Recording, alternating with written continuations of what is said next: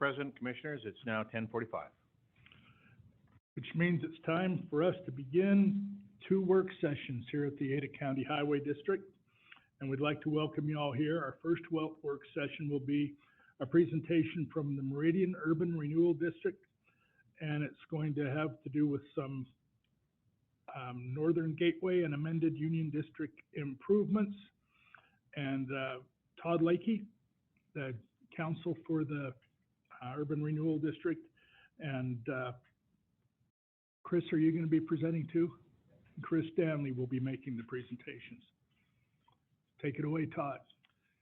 Mr. Chairman, Commissioners, great to be with you in person this morning. Thank you for the opportunity to visit. Thank you. I was just commenting, it's been a little while since I've been in this room. Commissioners, as you mentioned, Mr. Chairman, I'm legal counsel to the Meridian Development Corporation, which is the urban renewal agency for the city of Meridian. And MDC, for short, is often held out as one of the urban renewal agencies that really does things right. And that's part of why we're here today.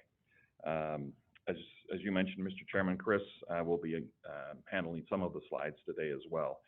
But I'm sure you recall back in 2020, the legislature passed House Bill 587, which carved out the tax increment for highway districts from the urban renewal districts, and noted the use of an agreement between the highway district and urban renewal agencies for use of that increment on transportation improvements. And as Representative Moyle was describing that bill, he talked about the positive relationships that exist between urban renewal agencies and highway districts, and that this is really just an effort to get folks around the table. And so we want to start early on that process, and we're early in the formation stages of these 2 districts. And in that spirit of cooperation, we're here early. We don't really have an ask specifically today. It's really just to lay out our plans, let you know, get you aware of things early in the process, and then we'll be coming back to meet with staff and you in the future. So this is a high-level overview of those projects, Mr. Chairman. If I could get the next slide. Oh, sorry, thank you. Unless I can control that from here.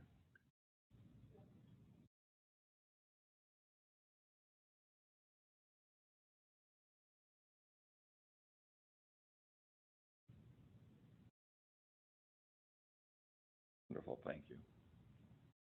Okay, I'm moving it so I can control it. Good.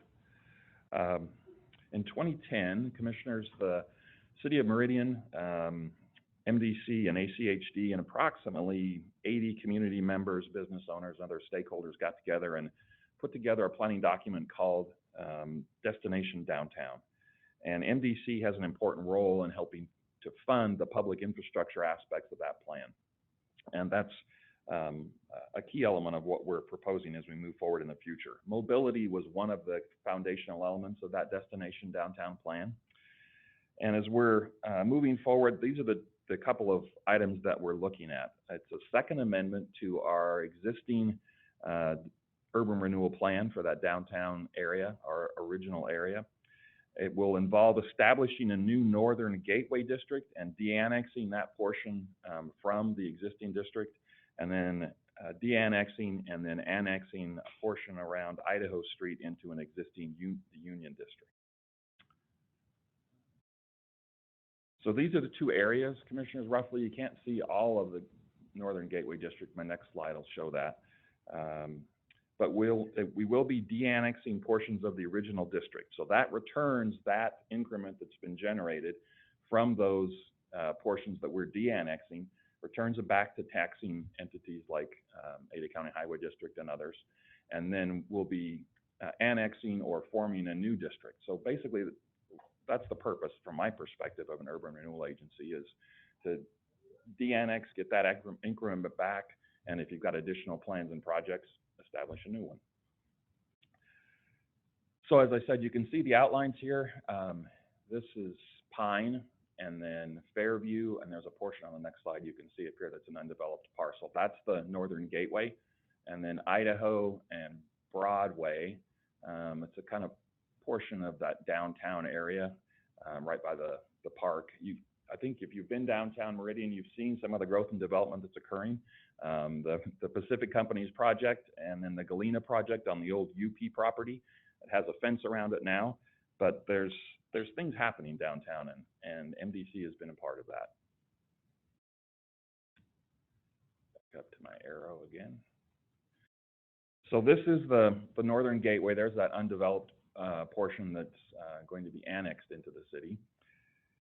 We have engaged Chris with Vitruvian Planning to help us build a list of public infrastructure improvements that will be part of that district.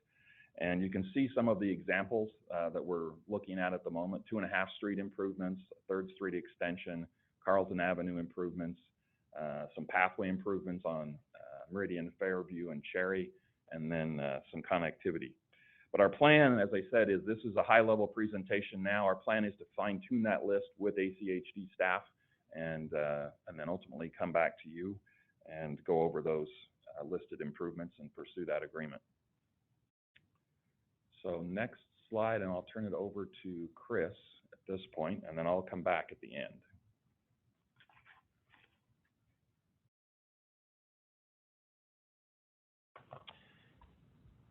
All right, Mr. Chairman, Commissioners, good to see you. Thanks for your service and dedication, for sure. So I'll be brief. We know you have a very busy agenda in front of you today, but again, Chris Danley, Vitruvian Planning, and myself and Don Kostlik were brought aboard to essentially help MDC come up with essentially a first swipe of some of the projects that were necessary to ultimately put this part of the community in good standing and realize the types of objectives in line with MDC as well as ACHD. So brief overview, our steps, as you can sort of see in front of you, were first to understand what that boundary was, and once that was established, it was to sort of chronicle some of those conditions, and started off with reviewing some of the existing plans. We definitely took a walk, literal physical walk on every single street, and found some pretty interesting things back there, by the way, for another day.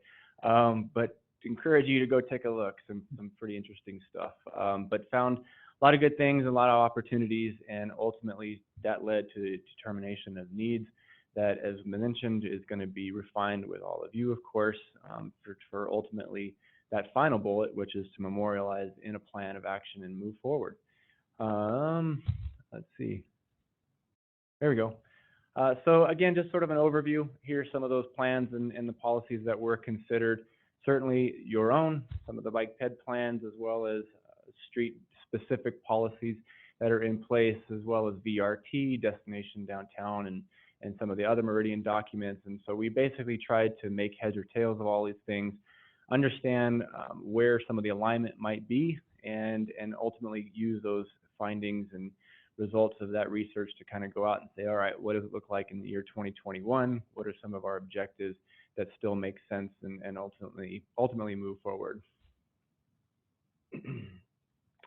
So with respect to the types of projects and a little bit of a breakdown of the whole area, you can see in the box in the upper right what we're dealing with. So a little over 15,000 linear feet. So that's not a huge space, but it does add up. There's a number of streets, and so obviously that tally can start to climb pretty quickly.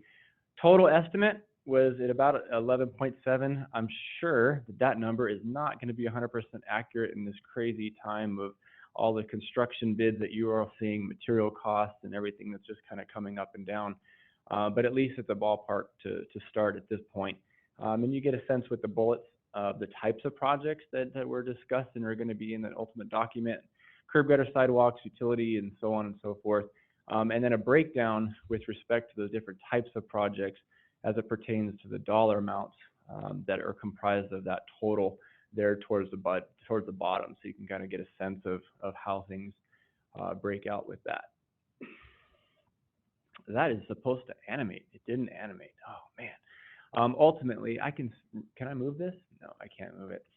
What I was trying to show you there was going to be at least a cutaway of what the document looks like and what you'll see in the future. The graphic that was behind this total, we basically have a page dedicated to each of the individual streets, and so it shows a few images of what's out there today, what the overview is, and current conditions, and what the ultimate types of projects that are recommended for each of those particular street segments would be. So it's broken out in a pretty nice visual way. And then ultimately, towards the end, you see what is in front of you, just a generic table that breaks down each of those streets, the overall lengths and some of the conditions, as well as the estimated costs associated with some of those improvements. So with that, I'm going to turn it back over, and we'll certainly stand for questions in a minute. But at the end of the day, pretty straightforward process, and hopefully one that can yield some joint objectives and improvements to the area. Thanks, Chris, and Commissioners. Just a couple more slides. So Commissioners, this is the the portion that will be de-annexed and annexed into the Union District, which is the purple area here that you can see the cursor moving over. That was established primarily to help support and promote the development of the old Union Pacific property there down here to the south of Broadway. This would expand some opportunities for redevelopment on those older existing structures there downtown. As I said, there's a lot of interest in redevelopment of downtown. We anticipate there'll be a project coming forward in the next couple of years. And there will be public infrastructure improvements that will be needed. And again, we want to work with ACHD and refine that list of potential improvements in this district as well.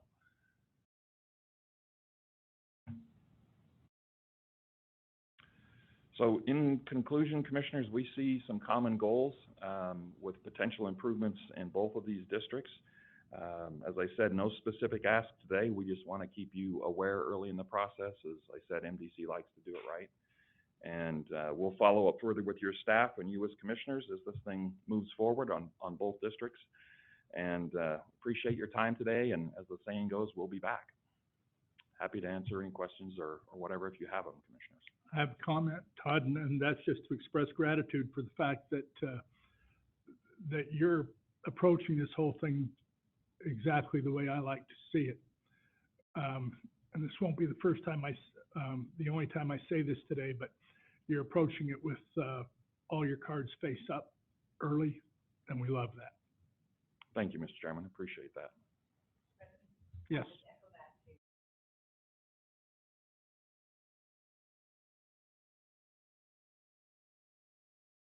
Commissioner, thank you. Yeah.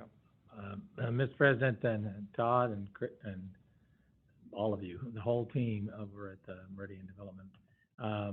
This is important.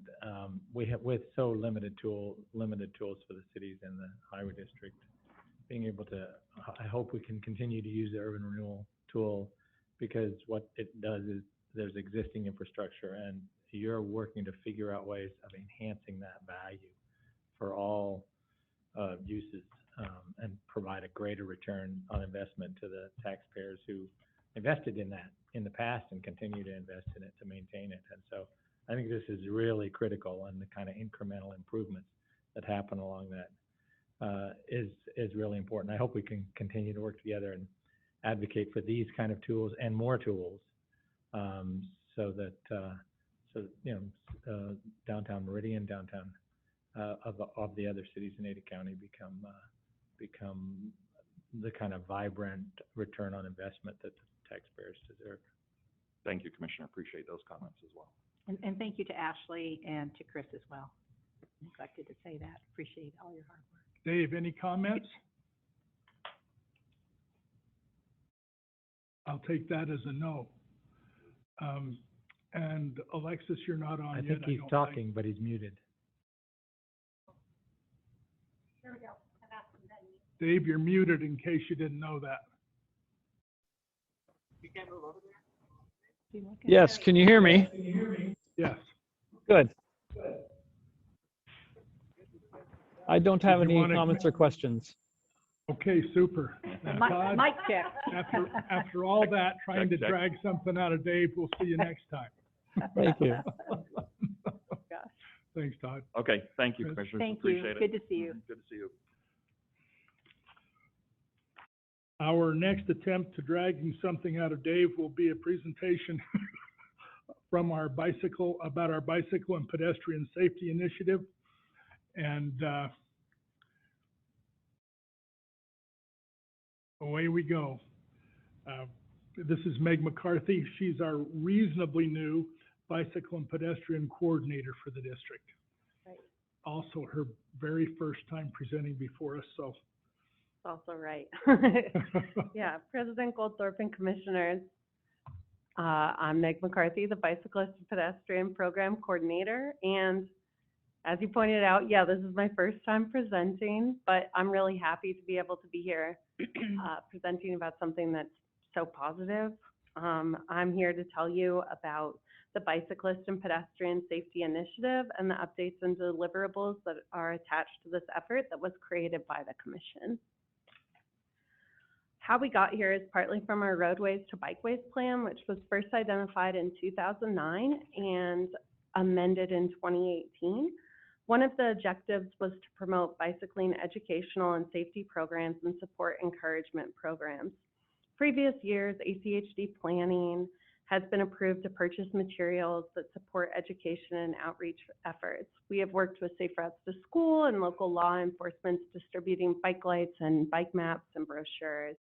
In 2020, the Commission allocated $15,000 to spend annually, and the leadership teams of our BAC, PAG, and ADA advisory group identified interested members, and we had a new subcommittee that was the Safety Initiative Subcommittee, and they had their first meeting in December of 2020. They've continued to meet monthly.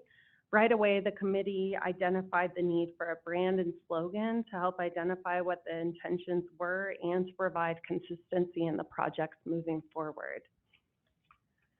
The project team began with a few different slogans, but landed on "Let's get there safely," as it reminds us of the accountability all people share in our community for us all to get to our destination safely. Many different designs were distributed, and after receiving feedback from ACHD staff and committee members, were revised.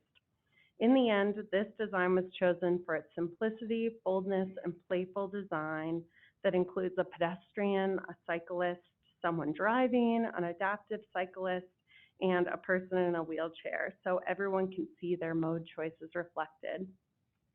This logo will be shared in our ongoing bicyclist and pedestrian safety initiatives and outreach materials. It was selected with the support of the subcommittee and the ACHD staff. This is the most exciting part. It's the progress on the deliverables of this commission's initiative. So besides the creation of the branding, we wrote a script and filmed a public service announcement with a local film company on July 12th. This public service announcement is going to be shown on TV commercials as students start going back to school. We also have an audio component that is going to be shared on the radio so we can reach a wider audience. And the public service announcement in 30 seconds shows 3 different groups of people leaving 3 different locations and using 3 different modes of transportation. I've included a photo from the shoot. For bicyclists, we will be distributing bike lights. The lights pictured here are what will be attached to this card with basic safety instructions. The ACHD logo will be on the back of this card. For pedestrians, we will be distributing these State of Idaho zipper pulls. These are sort of like a keychain, but bigger and reflective. They have a clip at the top and can be attached to a backpack, a jacket, a belt loop. The subcommittee is still determining the distribution plan for these items. You can also expect to see this "Let's Get There Safely" logo and slogan on traffic boxes around Ada County as part of the Director's Initiative. Question for you. Yeah. Are those zip deals, flashers? They don't flash. Just wondered. Yeah, just reflective. Okay.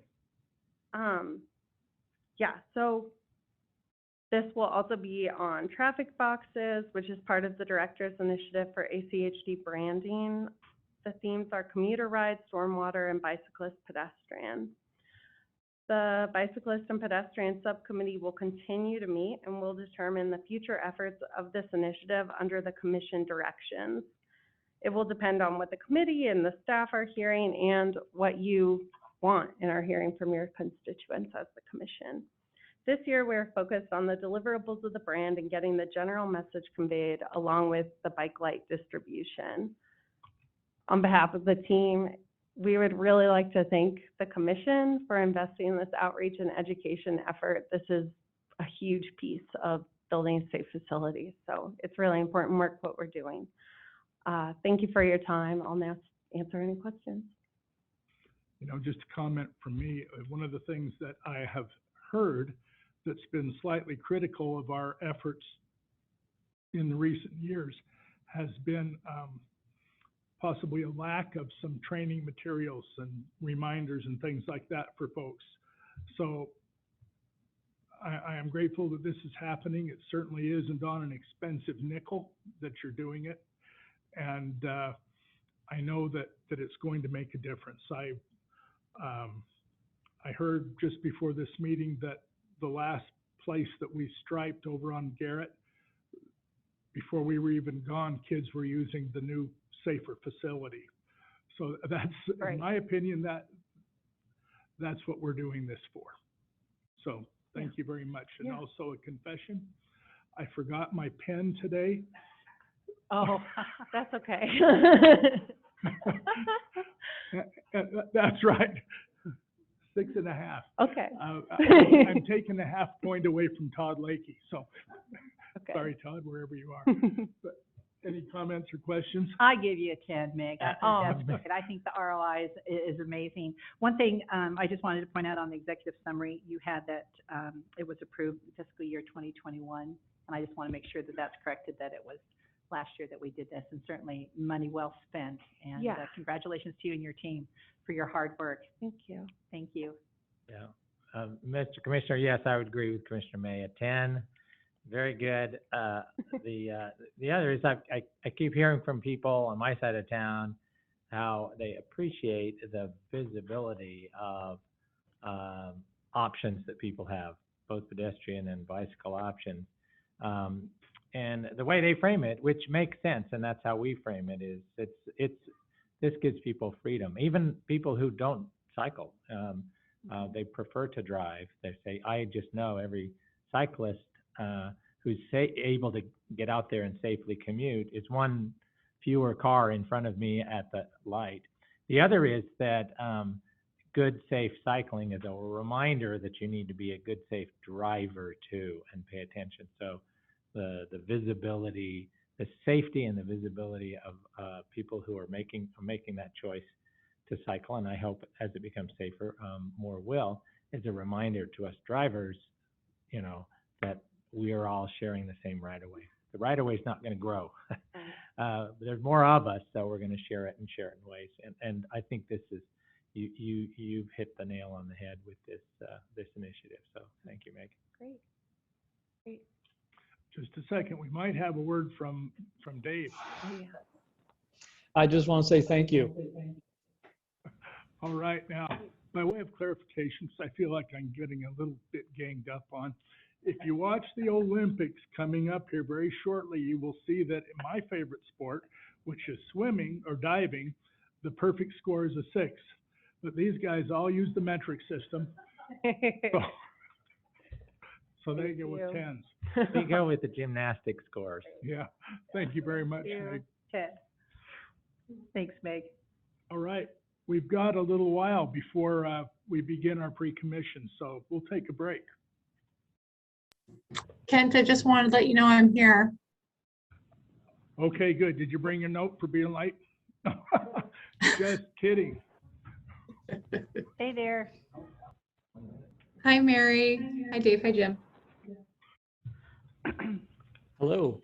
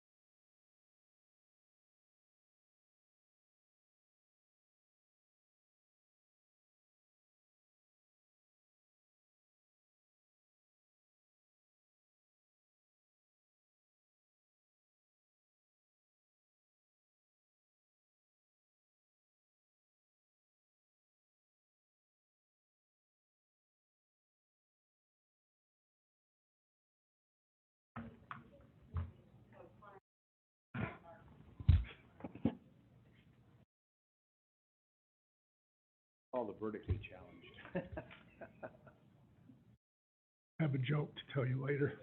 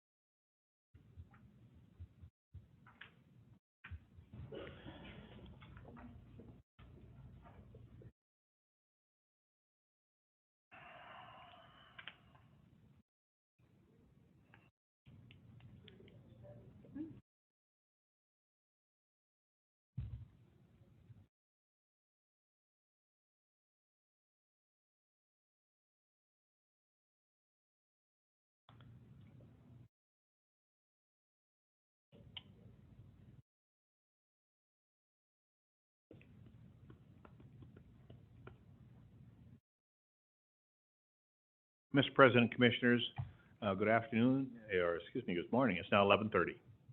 Thank you very much, Bruce. We'd like to welcome all of you to the Ada County Highway District for our pre-commission meeting. And we will begin by asking the members of the commission if they have any questions or comments about the agenda. No?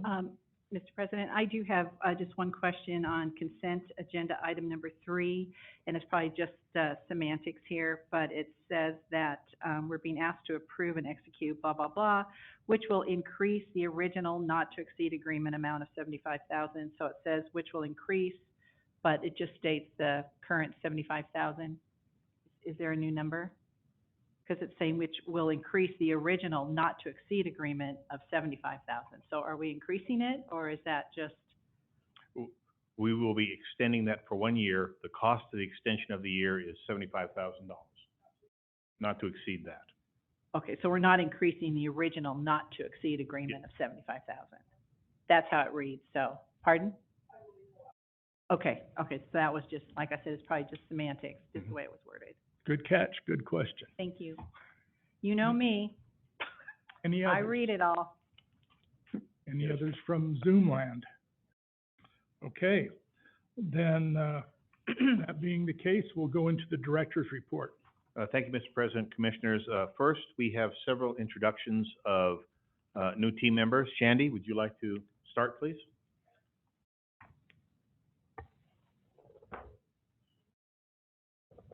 Thank you, sir. Mr. President, Commissioners, I would love to introduce to you Angela, who's standing in the back, Angela Birkenbeil. She is our front desk administrative specialist, so she will be the friendly face that everybody sees coming in the building and the friendly voice on the phone, and she's already just gone headfirst into our tele and distributing those where they need to go. So welcome to Angela. Welcome. And next, I would like to introduce Emma Bowers. So Emma is joining us as the new digital media coordinator. So this is her first full week, and she is diving into social media and websites and everything digital for us here. So welcome, Emma. Awesome. Welcome. Justin?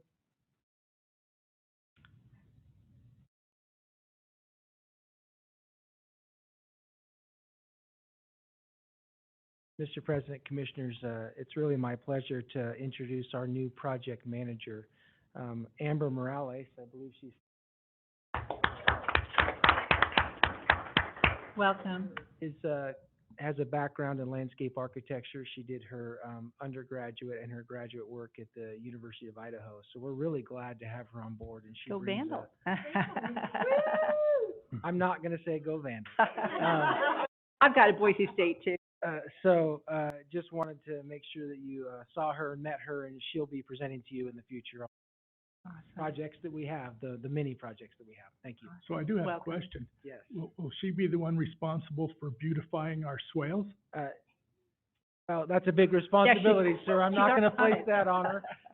She just did this. Yeah. You know what? We certainly need that type of expertise here at the high school. So glad to have her on board. Yeah, no kidding. Well, Commissioners, again, good morning. Several things to share with you today. First off, I'd like to let you all know that on August 20th at 5 p.m., ACHE will be hosting its first ever Family Fun Night.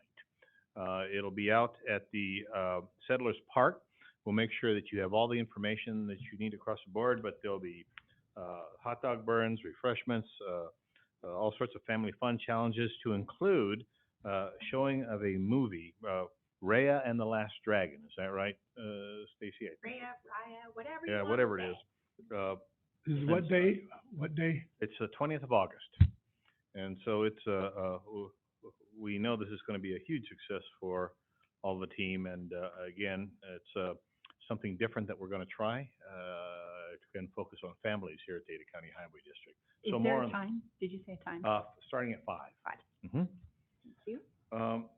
Couple things. Let's see. As you probably are well aware, next Tuesday is Meridian's next City Council meeting. And as you recall, they did defer their final determination on the USTIC maintenance facility until Tuesday. There was a condition that they'd like us to review and put together. We will do that. Mr. President will put together a letter for you, for your signature going in, and then on that night, the General Counsel, myself, Chief of Staff, and of course, the maintenance team will be at Meridian to answer any follow-on questions that they may have for that. Earlier this week, a article came out called "The 7-Year Itch: Idaho Highway Planning," and so I wanted to share with you the highlights of what ITD has now put together for their current plan of operations of what they're going to tackle. Right now, it's the completion of Highway 16 between Chinden Boulevard and Interstate 16, a new overpass and interchange for the ancient and more than well-worn Fort Hall exit at I-15, rebuilding the narrow 1961 South Blackfoot exit on I-15 and its treacherous sudden on and off ramps. Excuse me? Replacements of a 101-year-old bridge on Wallace. I've been on that bridge. On 6th over the South Fork of the Coeur d'Alene River. A new Simcoe Road exchange on I-84 in Elmore County to replace the current one, which is not in great shape, and whose on and off ramps are inadequate to handle 80-mile-per-hour traffic. And then widening, repair, and repaving of road surfaces and selected bridge replacements on sections of Highway US 20 between Rexburg and the Montana border, especially to Island Park. So these are the highlights of what the ITD has currently released for the next 7 years of their operations. Commissioners, you may have saw a report this morning regarding, I think, yesterday's STAR City Council meeting. I don't know if we forwarded that yet to you, but there were several agenda items on there regarding subdivision annexations and zoning and such, and they were all basically tabled because the city had supposedly not heard back from ACHD. Now, again, friendly conversations across the board on this, but as you recall in your joint session, we did raise these issues with the city, and with your permission, I would like to contact the mayor again and only suggest to him that they may change the format that they're using in STAR to reflect other cities, that they don't accept applications until the ACHE has completed the traffic impact studies. So right now they do that, and then we have to do all the back and forth when it comes down to measuring, defining, those sort of things. And so there's an unintended and unnecessary hold for developers out there. I did thought it was kind of interesting that one of the developments that was mentioned here was the Landon Village Subdivision Annex, and I'm not going to share this with the mayor, but we did send that report to them on 20 April. So I don't know if where it got lost, but I think it's just to make the recommendation that they consider if you're good with that going forward. I see you're all okay. Yeah. Mr. President, yes. I would definitely recommend that you do that. I had a brief conversation with the mayor Monday evening, and so I think we need to get ahead of this and have that discussion. Okay. As you know, I share a lot of information with you, and I'd like to share a couple things here on the monthly economic statistics. I think it's very important that you're always focused on what's going on around the world, what's going on here in Idaho, and especially here. So right now, the annual change to date for emulsified asphalt, including liquid additives, is up 13.6%. The iron and steel is up 86% for annual change. Construction materials up 34.1% year to date. Transportation is up 21.7%. Unleaded gas, now this is local, this is not national, it's here, it's up 54.7%. And I'll have something here in a second to share some additional insights on that. Diesel, which is very important to us, here local is up 63.6%. Then the newly constructed home sold average price is up 30%. What's interesting is that 89% of the single family residential, and that's existing and new construction, sold in May of 2021 were sold over $400,000 compared to just 42% a year ago. And very interesting, this morning on one of the news channels, it was announced that Boise is going to be looking at an issue here shortly regarding their sewer systems. And so the prognosis is that if they can't find financing or be able to finance to update and fix and replace piping, the Boise residents will see up to a 53% increase on your monthly bill when it comes down to sewer projects. So that is huge across the board. And then finally, talking about gas prices, this is from AAA. The state's average price for a regular gasoline hit the $3.50 mark today. This is a little low because I paid a little bit more than that yesterday. The last time Idaho drivers paid this much to fill up was in October 2014. The Gem State pump prices are up 10 cents again this week, the biggest increase in the country. The biggest increase in the country. And Idaho currently ranks number 8 in the U.S. for most expensive pump prices. And again, those are one of those things that it doesn't matter who you are, how much you make, it all equally hits you at the same time. So interesting, and we'll keep you posted on probably every other week, every third week basis on these financial issues that are facing Idahoans. Next, just to give you a quick review of how some of the major things we're looking at and how we're at in development services. Plan submittals, year to date, 882. In the month of June, we did 117 plan submittals. That's absolutely huge. Permits issued, year to date, 3,986, with 413 of those being done in June. The number of development applications, which you all know, growth and growth and growth and growth, year to date is 800, and we have a long way to go. Mr. Director, can we distinguish the development applications on land that is currently developed, so they're redevelopment, or versus, that'd be a helpful sort of gauge. Are we seeing a shift away from, developing undeveloped, farmland, desert land? Are more of these developments happening in areas where there's already been development? They're repurposing a parking lot or, homes. There's a lot of homes on big lots that are now being redone into smaller. That'd be helpful so we get a gauge. Are we seeing a shift, and how's that going to affect us? Mr. President, Commissioner Hanson, great question. We'll research that for you. But what I will say, it's interesting, the land that I saw was open just a year ago is no longer open and such. Just a couple more things for our team. Year to date has striped 1,359 lane miles, has done 670 pavement markings, put in 13,600 reflective pavement markers. And this is an interesting statistic, traffic investigations, 459 to date.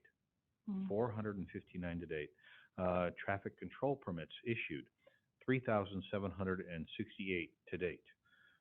Special events, which as you know are growing and growing and growing. A little bit ago, it was a handful. We're up to 101 year to date right now.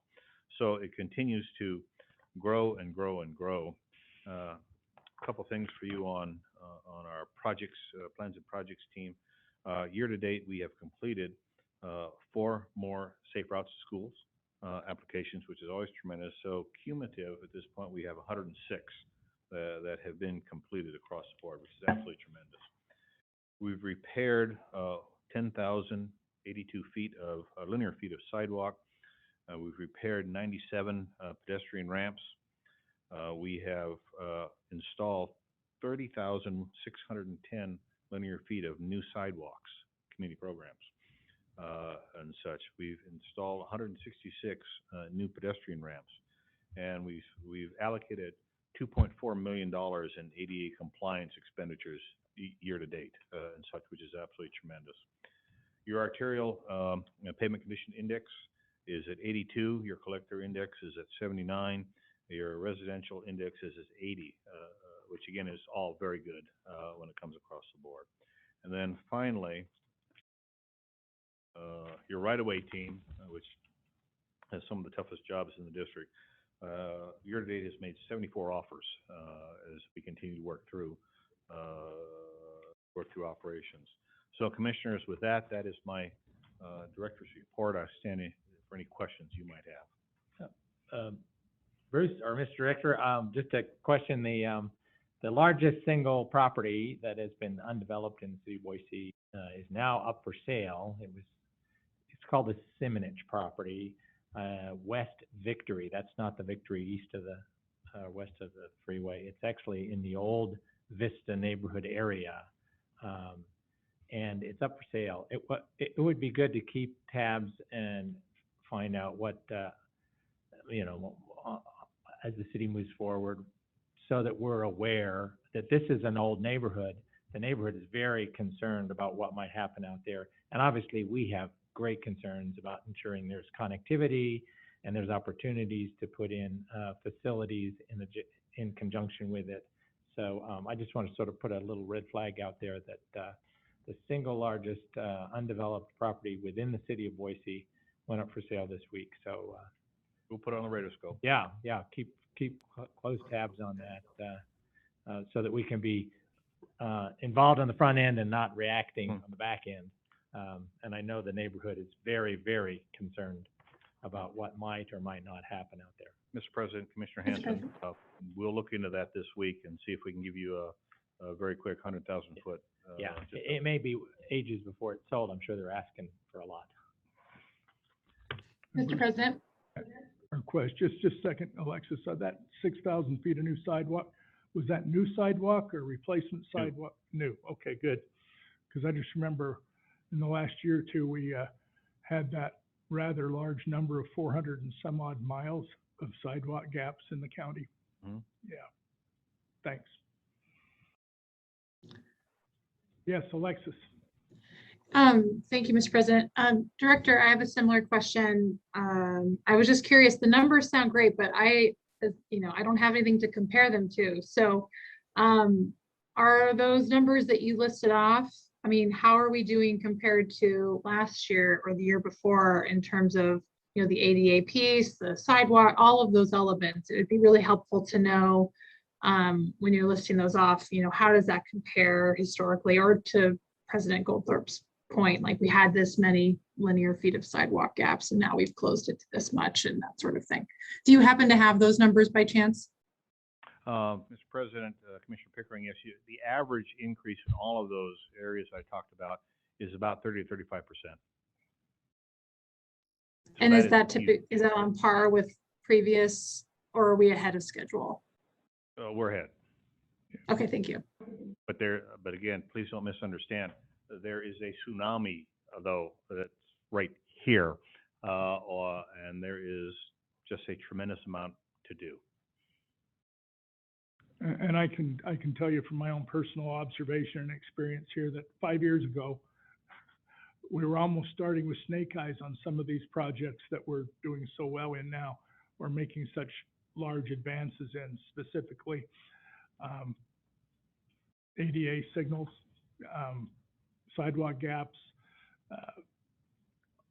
the relationships we have and taking the advice of some of our committees, those sorts of things. We're doing much, much better. All right, We are. Okay, then we've got a break for about 11 minutes. Yes, sir.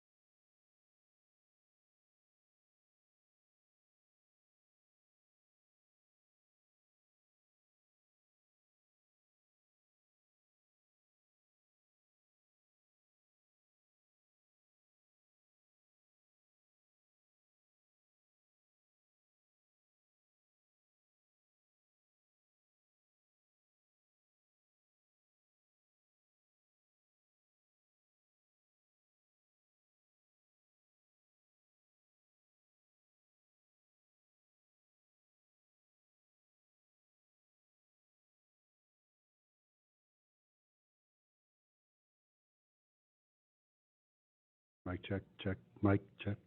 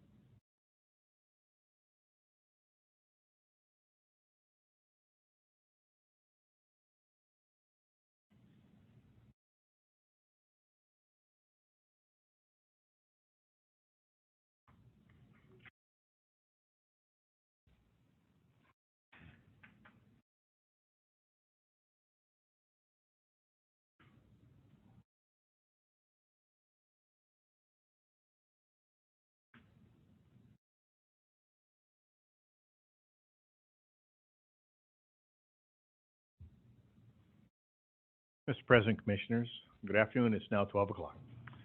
Ladies and gentlemen, again, welcome to the Ada County Highway District. We will begin as usual with the Pledge of Allegiance, if you would join us. I pledge allegiance to the flag Of the United States and to the republic, Which is one nation, under God, indivisible, with liberty and justice for all.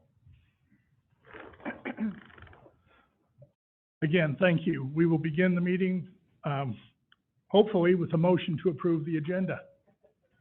So moved? Second? All in favor, aye? Aye. Any opposed? Thank you.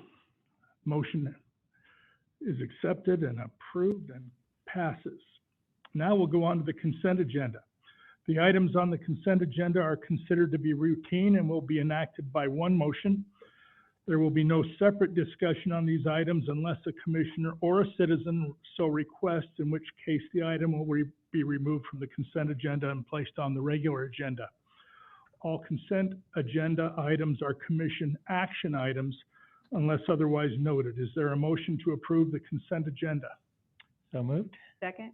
Thank you. All in favor? Aye. Aye. Any opposed? Motion passes. We will now go to the regular agenda, which we have several items. And all the regular agenda items, of course, are action items. The first is resolution numbers 2347 to 2355. There's a large number of them, which are to vacate remnants of right-of-way remaining after the construction of the roundabouts at Fort Street, Reserve Street, and Fort Street, Washington Street intersections as part of the approved St. Luke's Master Plan, which I remember very well. And Dawn Battles is here from the Development Services, and she is going to discuss what these resolutions are. Good afternoon, President Goldthorpe, Commissioners. For the record, I'm Dawn Battles, Development Services. This is a public hearing for the right-of-way, for the vacation request of remnants of right-of-way along Fort Street, Reserve Street, and Washington Street. The remnants of right-of-way were created after the construction of the two roundabouts at the Fort Street, Reserve Street, and the Fort Street, Washington Street intersections as part of the approved St. Luke's Master Plan and contemplated in the three-party development agreement between ACHD, City of Boise, and St. Luke's. The agreement included in the terms that the excess or unused right-of-way created at the completion of the projects shall be conveyed by ACHD according to law and ACHD policy to any property owners adjacent to the remnants of right-of-way. St. Luke's has completed all ACHD requirements in the agreement. The red dashed lines depict the 9 proposed vacation areas totaling approximately 1.1 acres. Prior to the roundabouts projects, the Fort Street, River Street intersection looked like this. And this is the Fort Street, Washington Street intersection prior to the roundabout project. Here is the completed Fort Street, Reserve Street intersection and the completed Fort Street, Washington Street intersection. As a result of these two roundabout projects, there are remnants of right-of-way remaining.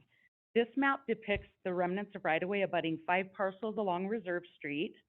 The red colored lines represent the existing right-of-way, and the green colored lines represent the new right-of-way resulting from the proposed vacation. These are the remnants of right-of-way abutting 2 parcels along Fort Street and abutting 2 parcels along Washington Street. The remnants of right-of-way are incorporated into the adjacent properties and are no longer functioning as public right-of-way. It would be in the public's best interest to have these parcels of land on the tax rolls and owned and maintained by the adjacent landowners, releasing the maintenance burden from ACHD. Staff recommendation is to adopt and sign resolution numbers 2347 through 2355, authorizing the abandonment vacation of the public right-of-way. I will stand for any questions or comments. I have no questions. How about the rest of the commission? Thank you, Don. It is acknowledged that this is a public hearing, and so I would ask that if there's anyone from the public at this point in time who has something to say about our decision coming up, if they would like to address us, now's the time. And I knew you would. I haven't seen you here since 2016. I have missed you. Okay. My name is Teresa McLeod. I am with St. Luke's. My address is 190 East Bannock Street, Boise 83702. And I truly couldn't miss this opportunity to thank ACHD, the commissioners, and especially your remarkable staff for the partnership that brings us 5 years later to this point where we are able to celebrate amazing transportation improvements for all modalities in the areas where St. Luke's is. And I have to also say that I'm grateful for the neighbors' engagement. I previously worked for the city, so I do understand how our municipal government and governmental agencies move, and sometimes it's a little glacial. But the neighbors have been very patient as all of this work and our agreements have been executed and fulfilled so that now they can have the benefit of the right-of-way vacation. So again, it's with absolute pleasure I'm here today.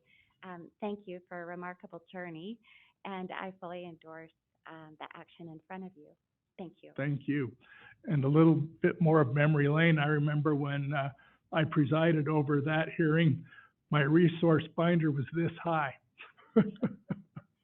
And not just 4 or 5 slides. So is there anyone else who would like to address us? Then I will close the public hearing. I just have a quick comment. Yes, you bet. Teresa, thank you so much for coming. Sorry to not miss you and see you in person, but thank you for all of your leadership and work on this entire project, and looking forward to more partnership opportunities in the future. All right. Mr. President, I just have a question. Don may be able to answer. It looks like from the map, actually, some of the parcels, St. Luke's isn't the adjacent property owner, it's property owners on reserve. So, but the bulk of it, St. Luke's is the adjacent property owner, is that right? President Goldthorpe, Commissioner Hanson, 6 of the properties are not owned by St. Luke's, and 3 of the properties and 3 of them are owned by St. Luke's. The square footage, yes, it's mainly St. Luke's. Mainly St. Luke's. So, and so the property owners adjacent, they're probably not tax exempt like St. Luke's is. That is correct. So those ones will go on the tax rolls, or at least Correct. be subject to property tax. But the ones, if St. Luke's opts to, I assume they will not be available for property tax. That is correct. Thank you. Thank you. Then we'll go ahead and close the public hearing, and the matter is now properly before the commission for a motion Mr. and President, vote. Yes. I move we adopt and sign resolution numbers 2347 through 2355, authorizing the abandonment and vacation of the public right-of-way. Second. I'm sorry, I think we do need a separate motion for each resolution number. If you would like me to read the resolutions, if we make the motions, or Do they go consecutively from 47 to Need 55? 8 motions? yes, you Nine. do. So, Okay. yeah, 2, 3, 4, 7. Here, I can give you if you wanted to go. I wrote them all down. I've recommended by staff, that would be great. Got enough motions, we're going to create a breeze. Okay. Yeah. Oh, Go ahead and Go- create a new, Well, amend the motion. like a motion to accept. All right. Yes. Mr. President, I move that we approve resolution number 2347 as presented. Is there a second? Second. Second. All in favor? Aye. Any opposed? The motion carries. Mr. President, I move we adopt resolution number 2348 as presented. Is there a Second. second? Second. All in favor? Aye. Any opposed? The motion carries. Mr. President, I move we adopt resolution number 2349 as presented. Is there a second? Second. All in favor? Aye. Any opposed? That motion also carries. Mr. President, I move we adopt resolution number 2350 as presented. Is there a second? Second. All in favor? Aye. Any opposed? The motion carries. Mr. President, I move we adopt resolution number 2351 as presented. Is there a second? Second. All in favor? Aye. Any opposed? The motion carries. Mr. President, I move we adopt resolution number 2352 as presented. Is there a second? Second. All in favor? Aye. Any opposed? The motion carries. Mr. President, I move we adopt resolution number 2353 as presented. Is there a second? Second. All in favor? Aye. Any opposed? The motion carries. Mr. President, I move we adopt resolution number 2354 as presented. Is there a second? Second. All in favor? Aye. Any opposed? This motion carries. Mr. President, I move we adopt resolution number 2355 as presented. Is there a second? Second. All in favor? Aye. Aye. Opposed? This motion also carries. Thank you very much. We will now go to item number 2 on our regular agenda, which is Resolution 2361, an increase in funding to community programs. And Mr. Steve Price will talk to us again about this. Thank you, Commissioners. For the record, Steve Price, General Counsel. The history behind this resolution 2361 started last fall in September 9th, 2020 with resolution, I believe 2328. And the purpose of that resolution was to increase funding for community programs through the net surplus savings from our projects and surplus property. Since that time, we've had a long discussion with you, Mr. President, directing staff to come forward with either an amendment to that resolution, which we've done, and that's what's before you today. The purpose of Resolution 2361 is to increase the planned funding for community projects in fiscal year 2022's annual budget by an additional $5 million. This additional funding will be expended equally in each of the commissioners' sub-district boundaries as prioritized in program. As the discussion last week, staff will use their best efforts in doing that. It's difficult to get it exact, but they'll come forward with an equal allocation of those funding, the expenditure of those funds. And they'll also, the board, you will select and approve the eligible community projects based upon the adopted annual budget, this year's budget. The 2022-2026 integrated 5-year work plan, project readiness, feasibility, cost benefit, pedestrian and bicycle efficiency. And the one amendment that isn't happening is that any of the net surplus savings will be expended on community programs and will be selected through the annual budget and integrated 5-year work program process. So really in balance at your direction. The big amendment is we're increasing funding in this year's annual budget by $5 million. Now, it's a two-year resolution, correct? Well, yes, from the last year. Right. And the other thing is that additional funding that goes into the community programs will be distributed with staff's best efforts equally, and the board will get to select those. And with that, I'll stand for any questions. Mr. President, I do have just a couple clarifying questions. So amending 2328 to increase the funding by an additional $5 million. So is that on top then of what is in there now, that 3.3 million? Are we looking at 8.3 million then, or we're increasing it from what to what? What you're doing is normally the way this would happen is we would just increase the community program funding in the budget by $5 million, the total amount. The net surplus savings is still a set aside until we actually know what those dollars are. I think the best estimate right now is 3.1. We won't know until a lot of those projects close out, which probably won't be till next spring. Okay. So what you're doing today, since what you're doing is you're passing a resolution that's directing staff to put that in the budget for adoption on August 25th. Okay, so the structure is predicated on cost savings. Yes? No? No, it's just We're going to have a straight. You're increasing community programs by $5 million. Okay, and my next question. Currently have proposed. All right. And is the money in this resolution, this increase up with the additional $5 million, is that predicated on a specific option for the budget? Is this taking place? Do we need option 6 for this to work? No. In our budget? No. So we have the funding. It's already there.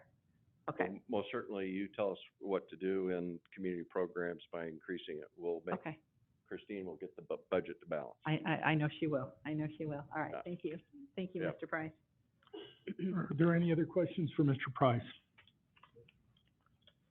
Okay. Then we'll go ahead and discuss this amongst ourselves and accept a motion and vote on it.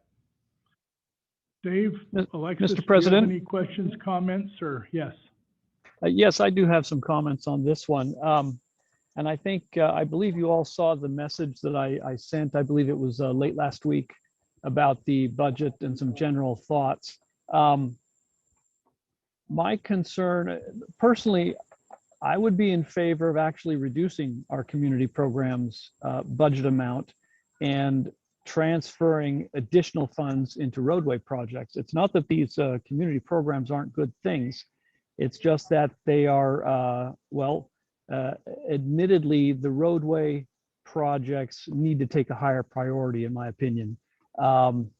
And I think, I have no problem with the net surplus savings being transferred over to community programs. But instead of increasing the community programs budget, I think we ought to decrease it and put those funds over into roadway projects, and reconcile ourselves to, if need be, and this is what this is doing, slowing down a little on these community programs and putting more emphasis on these roadway projects.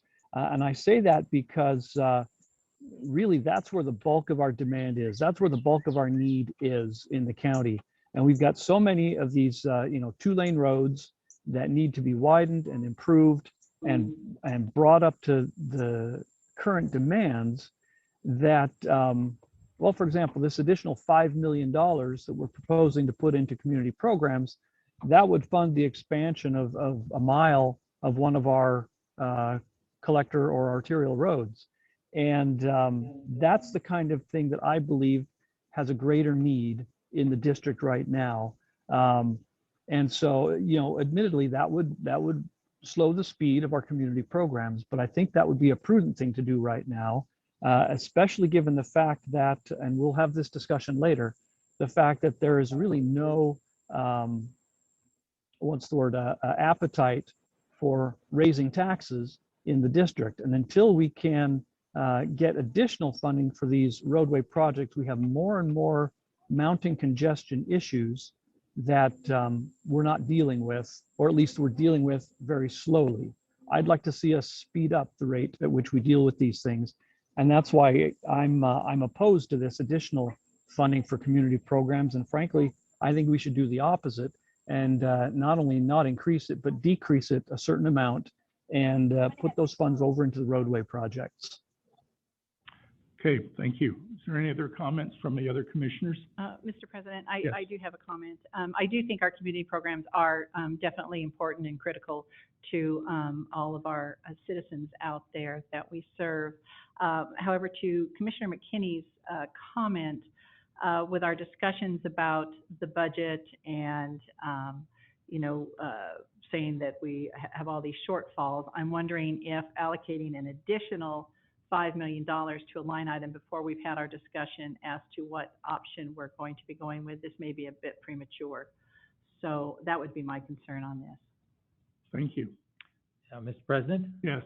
I just want to express my appreciation for bringing forward this update to the resolution we adopted last year.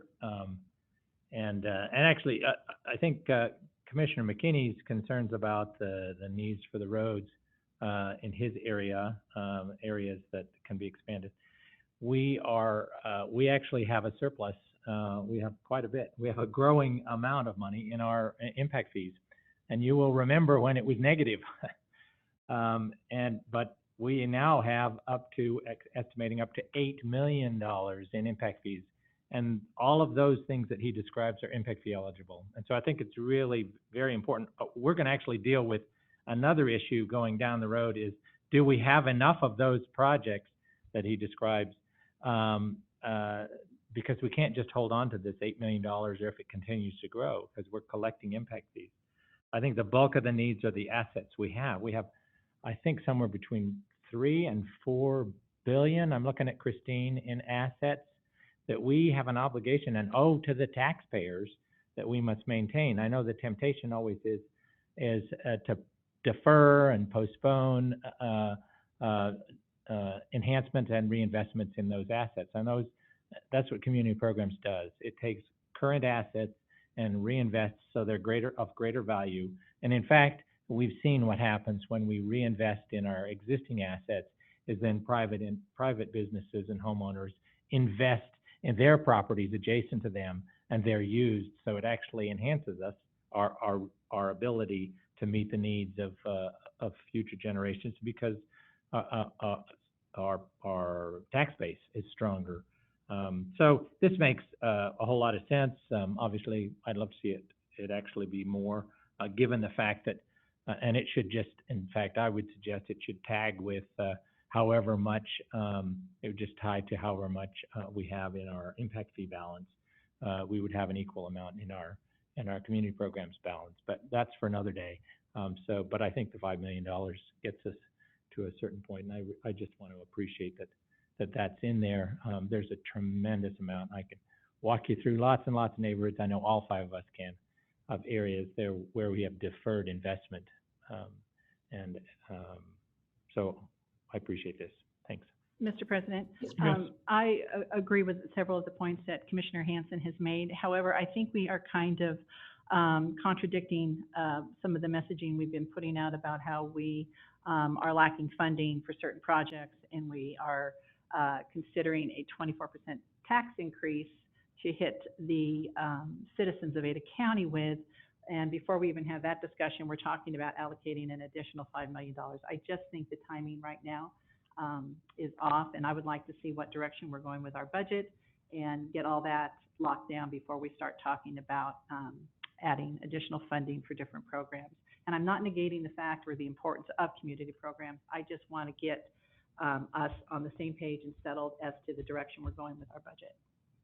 I'm thinking that the supposed 24% tax increase, which we'll discuss again in detail in a few minutes, and the need for funding for projects that were dumped in our lap by some other entities has nothing to do with the need for an increase in the community programs budget. We have seen for a number of years now the number of children, elderly, and bicyclists who are bounced off of people's bumpers into caskets, which means killed, double virtually every year. And to a large degree, that's statewide, not just in Ada County. To a large degree, that's because of the fact that we have 400 and some miles of totally unimproved roads, whether they're 2-lane goat paths or 7-lane super highways, they aren't improved. And I spend time every month on the phone with people, at the stores with people, and other places, speaking with individuals in developments that don't have access to their schools, and asking them specifically, if you had that sidewalk gap filled, would you feel comfortable letting your son or daughter walk to school or ride their bikes? And almost without exception, and there have been some exceptions, I get a yes answer. Now that can translate easily into thousands of cars off the road during the AM rush hour, when we actually have a conflict time-wise with people trying to get to work and trying to get to school. And if those kids are able to walk or ride their bike to school, my belief is that we will clean up some of the congestion issues that way far quicker than adding lanes to roads. And so I am perfectly happy adjusting our community programs budget upwards by $5 million, especially again in light of the fact that we are at a juncture here in the next few years where we could completely lose all safe routes to school funding. Any other comments before we vote? Mr. President, could I just respond to one comment that Commissioner Hansen made? Sure. With respect to the our impact fee budget, as well as and these fees that are being proposed, our ability to use our impact fees depends upon the availability of our capital improvement budget, our standard budget items. And this, by reducing, by $5 million, our capital budget that's available for other projects, that actually impedes our ability to use the impact fees that we have at our disposal. And that's why I think at this point, it would be wise to hold on to those funds in the roadway and intersection and other capital improvement areas rather than pushing them off into another category, especially given the fact that we've added to that category just recently with those net surplus savings that we've talked about. Do you know how much we increased our community programs with that net surplus savings in round figures? We had hardly any underbids last year. Did very little. Yeah, I recall the number was on the order of 400,000 or something. Can It you wasn't repeat- much. Can you repeat that? Whoops. It's like you're in the Underwater. Hall of Mirrors for Voices. Let's see if we can get the understanding that vocals the improved. funds, Okay. honestly have the better connection. Okay. Can you hear me? Well, your bandwidth is pretty low according to the message we're getting on the screen.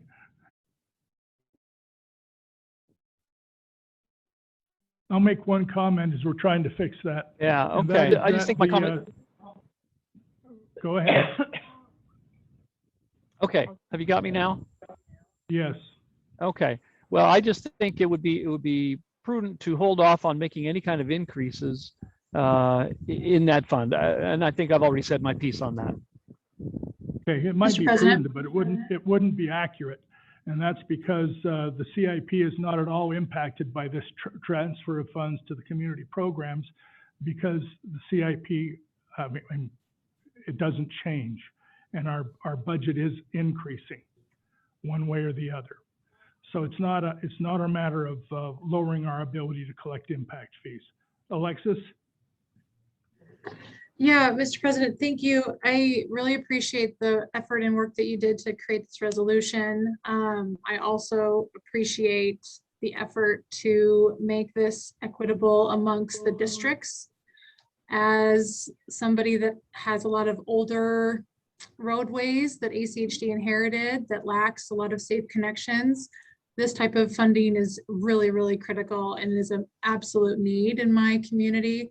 And it's what I'm hearing over an abundance of, that we want investments in this area. So I just appreciate that. And I hear Mary's point. It can be really confusing as to why we're talking about this. We've got the big budget discussion coming up. So I'll defer on whether or not we vote for it. I'll defer that to you, Mr. President, and Commissioner Hansen and everyone else. But I just wanted to voice my utmost support for this effort. Thank you. We will be voting for it. In fact, that comes next. So I would entertain a motion as to whether or not to accept this particular resolution. Mr. President, I would move to adopt Resolution 2361. Is there a second? Second. All in favor? Aye. Aye. Aye. Any opposed? No. We have two And- nays. The ayes have it. The motion carries. Yes, and I just wanted to state, Mr. President, that I'm not against community programs. I'm just more concerned about getting our budget and the direction that we're going there. And we're talking today about surpluses, et cetera. And that's the first time I'm really hearing some of this conversation. So I just want to be accurate and coming from an informed position. So- And I would like to say that we had several of these conversations earlier as we discussed this resolution from its inception, and there were no. Well, names. having been part of this, Yep. when we started this, I've been right there with you, but there have been a lot of conversations going on in sidebars between individual commissioners about the 24% that I have not been party to. So because of that, I'm holding off, and I want to, whatever the commission decides as a body, then we'll go forward. Sure. So we're here to have a respectful, and I hope it stays that way, conversation about it, but it needs to be done transparently, and that has not happened so far, and that causes me grave concern. So I look forward to having the discussion more this afternoon. Well, Thank that's you. an interesting accusation without specifics, but the motion did carry. So we'll go into item number 3, the third quarter impact fee program balance.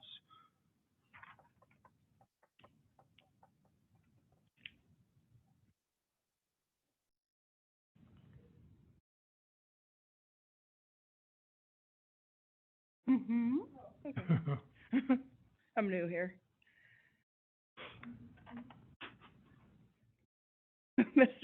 Every day is kind of a new day. Mr. President, Commission. Christine Tandler, Budget Manager at the Highway District. I'm here to present just an informational briefing on the impact fee program balance for third quarter 2021. We began the year with a program balance of $1.2 million.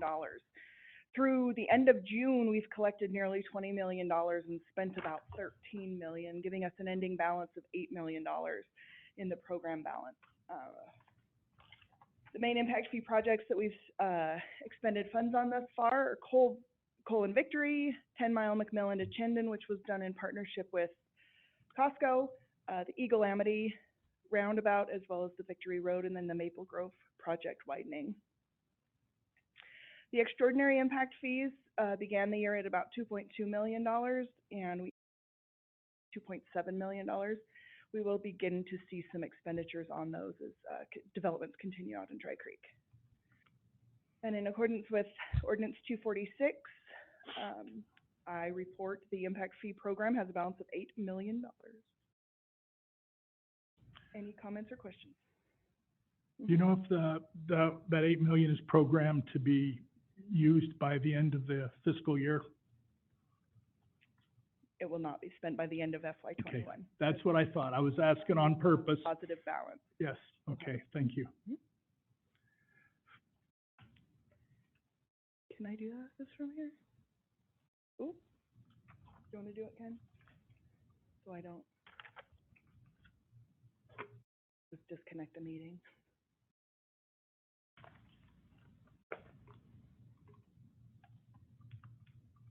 Do you want to announce it, or do you want me to just go?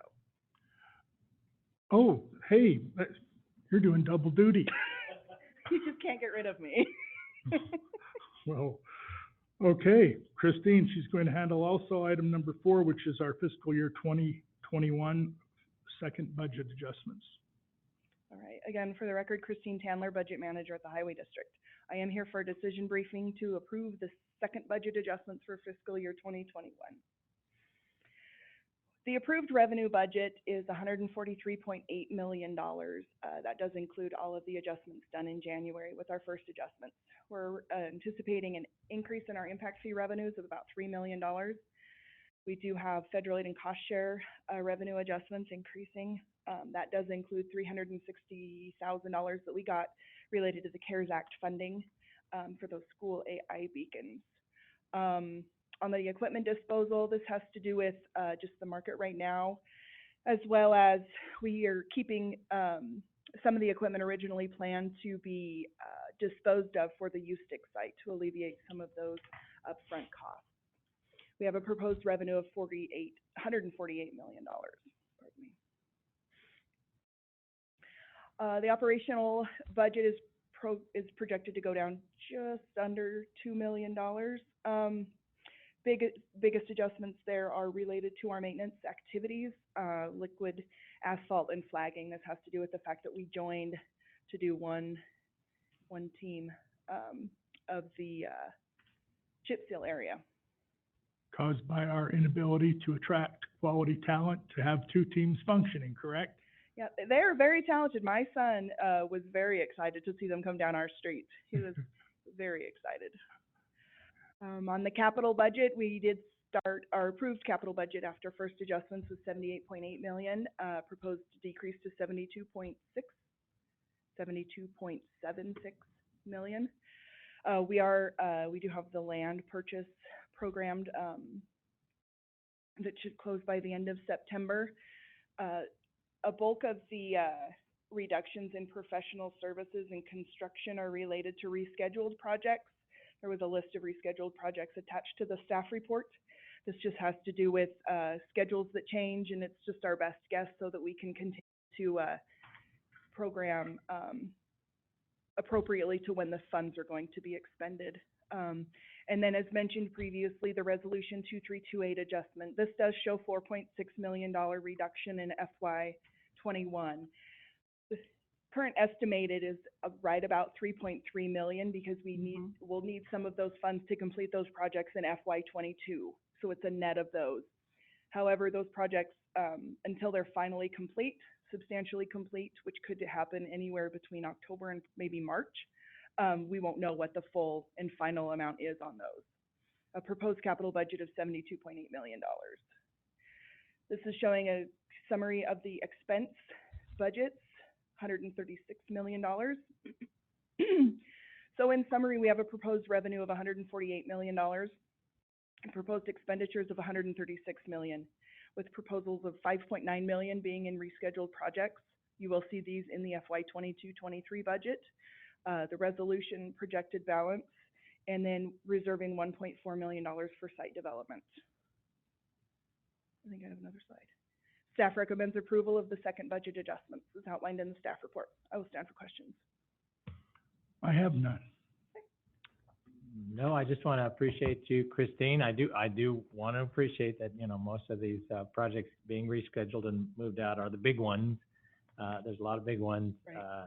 Not the little ones in the neighborhoods they represent, but I'm not going to hold that against you. Oh, I know they're big ones. I know it's totally the timing. I do like, you know, like the Orchard Street extension, but these are big ones. I think Commissioner McKinney's comments about wanting to see these happen, seeing them rescheduled and moved up, like in 10 Mile and Linder and Lake Hazel, Fairview, Eagle, Amity. These are all the kinds of projects he was describing in his comments. So, and a lot of the littler projects that the more incremental ones that I tend to focus on aren't in here, but that's fine. I understand how that works, and so I just want to appreciate that this is an extraordinarily difficult thing because you have to do these within the budget years and make sure they're rescheduled in a way that make sure we can legally spend the money at the time that we have the money. So absolutely. I appreciate that. Thank you. Unless there's other comments, I'd move to approve the fiscal year 21 second budget adjustment. I just want to say thank you, Christine. You have a Herculean thank you. job to do every day, and you do it so well. Thank you. And you'd probably like to second that motion too, right? Second, absolutely. It's been moved and seconded that we approve the budget adjustments, second quarter. All in favor, aye? Aye. Aye. Any opposed? That motion carries. All right, we are through with our scheduled items on the regular agenda. The last item before we adjourn is public communications. Stacy, do you have anybody who's, okay, is there anyone here from the public that has anything they'd like to address us about at all? Then this meeting is adjourned. And we will go into our post-commission agenda, which right now, first thing is an executive session, which we will need to clear the auditorium for, and then we will be back for a work session. We need a motion. Would we be?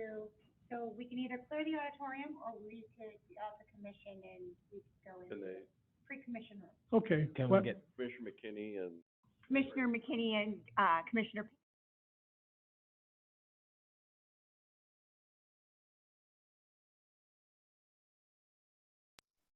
The sound just cut out. I don't know what's happening.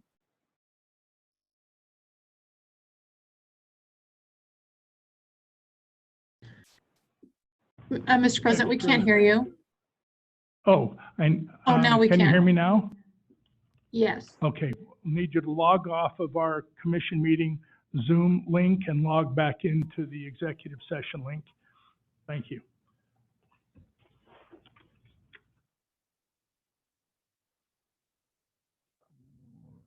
Let's see here.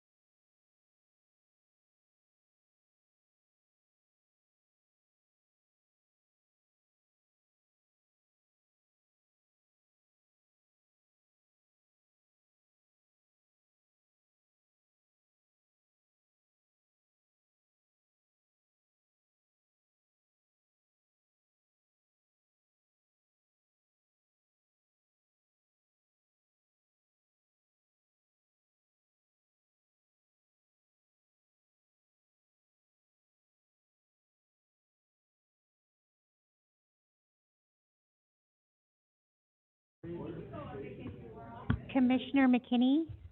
Commissioner McKinney? You need to Yes. log off of, you need to log off of this meeting, and I sent you an email and a calendar of the new Zoom login for this executive session. Okay, can you send that to my personal email? Yes, I can. Do you have that address? No, but I will get it. Okay, I'll get it. Just one moment. Thank you.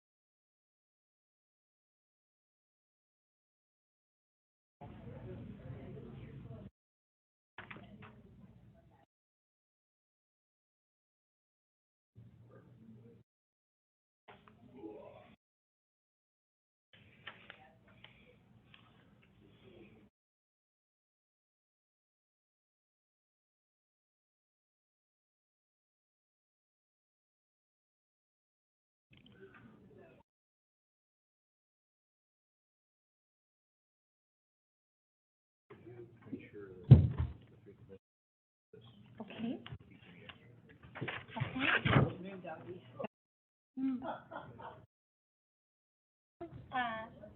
Recommendation from ICAC.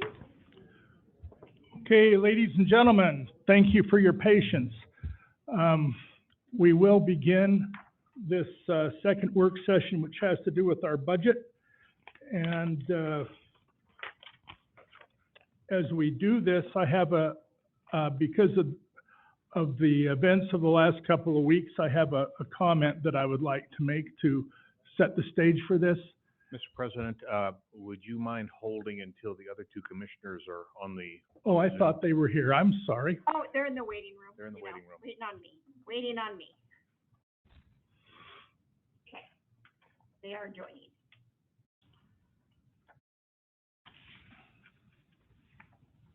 Looks like we're all here. Is that true? That is correct. They are Okay. both. Yes. The last couple of weeks, since the commission received about 100 or 200,000 foot overview of what the potential was financially for any number of different options that we had for the utilization of the 3% tax increase or not, or utilizing any or all of the foregone that we have or not. I received, and I don't know if any of the other commissioners did, it doesn't matter. I received some requests from people for the written copy of that 200,000 foot view, which I provided because in the last 6 years, and this is something I think I coined a long time ago now, my insistence has always been in the area of transparency and full disclosure is that we play this game with the cards all face up, every last one of them, so that everyone at any time who wants to know what's going on here will know. It doesn't matter what, when, how, who, what, where, you name it. We provide it. So I did. And then what happened after that information went out and a couple of hours worth of conversations with the people who received that information, all of a sudden a bunch of misinformation was distributed to the public that made it look like we were raising, in some people's minds, their entire property tax bill by 24%. Just absolutely crazy. And then to make matters worse, it became partisan political in the last couple of days, which is disgusting. This is a nonpartisan office that we all hold. We have gotten along very well with our individual values, morals, ideologies, whatever you want to call it, without being accused, without being intimidated, without anyone threatening us. And yet that's what's been going on the last 2 weeks, especially the last couple of days. And I think you understand that that's not appreciated. And with that being said, and in the along the lines of playing this game again with all the cards straight up, instead of getting a 200,000 foot view, you are now going to get a 2-inch view from our director, Bruce Wong. Thanks, Bruce. Mr. President, Commissioners, again, good afternoon. Thank you, Commissioner Goldthorpe, on this. As the Commissioner said, in the last little bit, there has been some information going back and forth. And we've been asked to provide something that I like to coin from the old Fox News network. We report, you decide, when it's all said and done. So what our team did under, again, my direction, is that there was a lot of assumptions being made about what an increase to a specific property owner would be if the Ada County Highway District Commission elected to take the foregone balance is one of your decisions. So what we did is we took, instead of doing rumors and assumptions, I'm going to walk you through this very slowly. Instead of taking rumors and assumptions, we actually went out and selected a home. We actually went out and found all of the past tax returns and tax receipts, tax paid values of these homes, And I'd like to share something with you that shows that at the end of the day, if the commission, again, we report, you decide, elects to take their foregone, which is in accordance with current legislative law, I think you'll find the impact will be negligible. So I'd like you to, the sheet I gave you, I'd like to walk you across this. The address of the home is in Meridian. It's at 2963 East Green Canyon Drive. It was purchased in 2008. And what I've done across the board here is shown you what that home value was in 2008 of $253,100 minus the $100,000 exemption. And Commissioner Goldthorpe, I have sent this to both Commissioner Pickering and Commissioner McKinney. They have this. I'd like, if possible, for this to be provided to anyone here who would like to have it as well when we're. Sure. Thank you. It's a public record. The net taxable income was $153,100. As you go down the line, year by year, you will see the assessed value, and these are actual values. We deal in facts, not rumors. That this home was valued at through the proposed valuation of 2021 of $446,000. So the home in value went from $253,000 to $446,000, minus the legislature's very kind increase in the homeowner's exemption of $125,000, made the taxable income of that home of $321,000. If you'll go down now to the line where it says increases taken by the commission, you'll note that it's kind of blank through 2013. The commission elected to take a property tax in 2013. In 2014, the commission elected not to do anything in 2015. And you can see as we go through the 2016 through 2020, or 2019, I'm sorry, what that increase in property tax total value to the numbers that brought into the Ada County Highway District. So in 2013, we received $620,000 by taking a 3%. And then in 2019, we received $2.8 million. The next line, this shows you what the property taxes, the actual property taxes, not rumored, actual property taxes was on this homeowner during from 2008 to 2020. And as you go across the board, you can see that all property taxes aren't reasonable, but they're reasonable, I guess, for property taxes going forward. With the estimated property tax or the true property tax in 2020 of $171.53 going to the Ada County Highway District. Now that's for the year. If you add all those up across the board, you'll see that the total property tax from this property owner, which replicates I'm going to say the average property owner over here in Meridian, was a total of $1,624.48. Then we took, I'd like you to go down a couple lines, you'll see ACHE property taxes and max. That line down there, that indicates what the property taxes would have been to that homeowner if the commission had taken 3% plus growth every year, which the commission did not do. If you go all the way over to total paid, you'll find that property tax would have been $1,958.64. So to date, the commission, by doing the actions that they did, actually saved the taxpayer in this home $334.16. They could have taken more, but you all didn't, and we made do with it as we went forward. So if you go down to the 2021 proposed line, you'll see that with the current assessed value of $446,000 minus the new homeowner's exemption, gives this property owner a net taxable income or taxable assessment of $321,000 for that home. That is to be projected of a tax for the year, just from ACHD, of $223.97. Now, this is kind of interesting, because if you look at if you had taken all the taxes that you could have taken across all those years, that tax would have been $224.48. So in essence, no smoke and mirrors. These are the numbers. The taxpayer is paying 51 cents less for that home that's now valued at $446,000 if you would have taken all those issues. What's also of interest, draw your attention to the levy.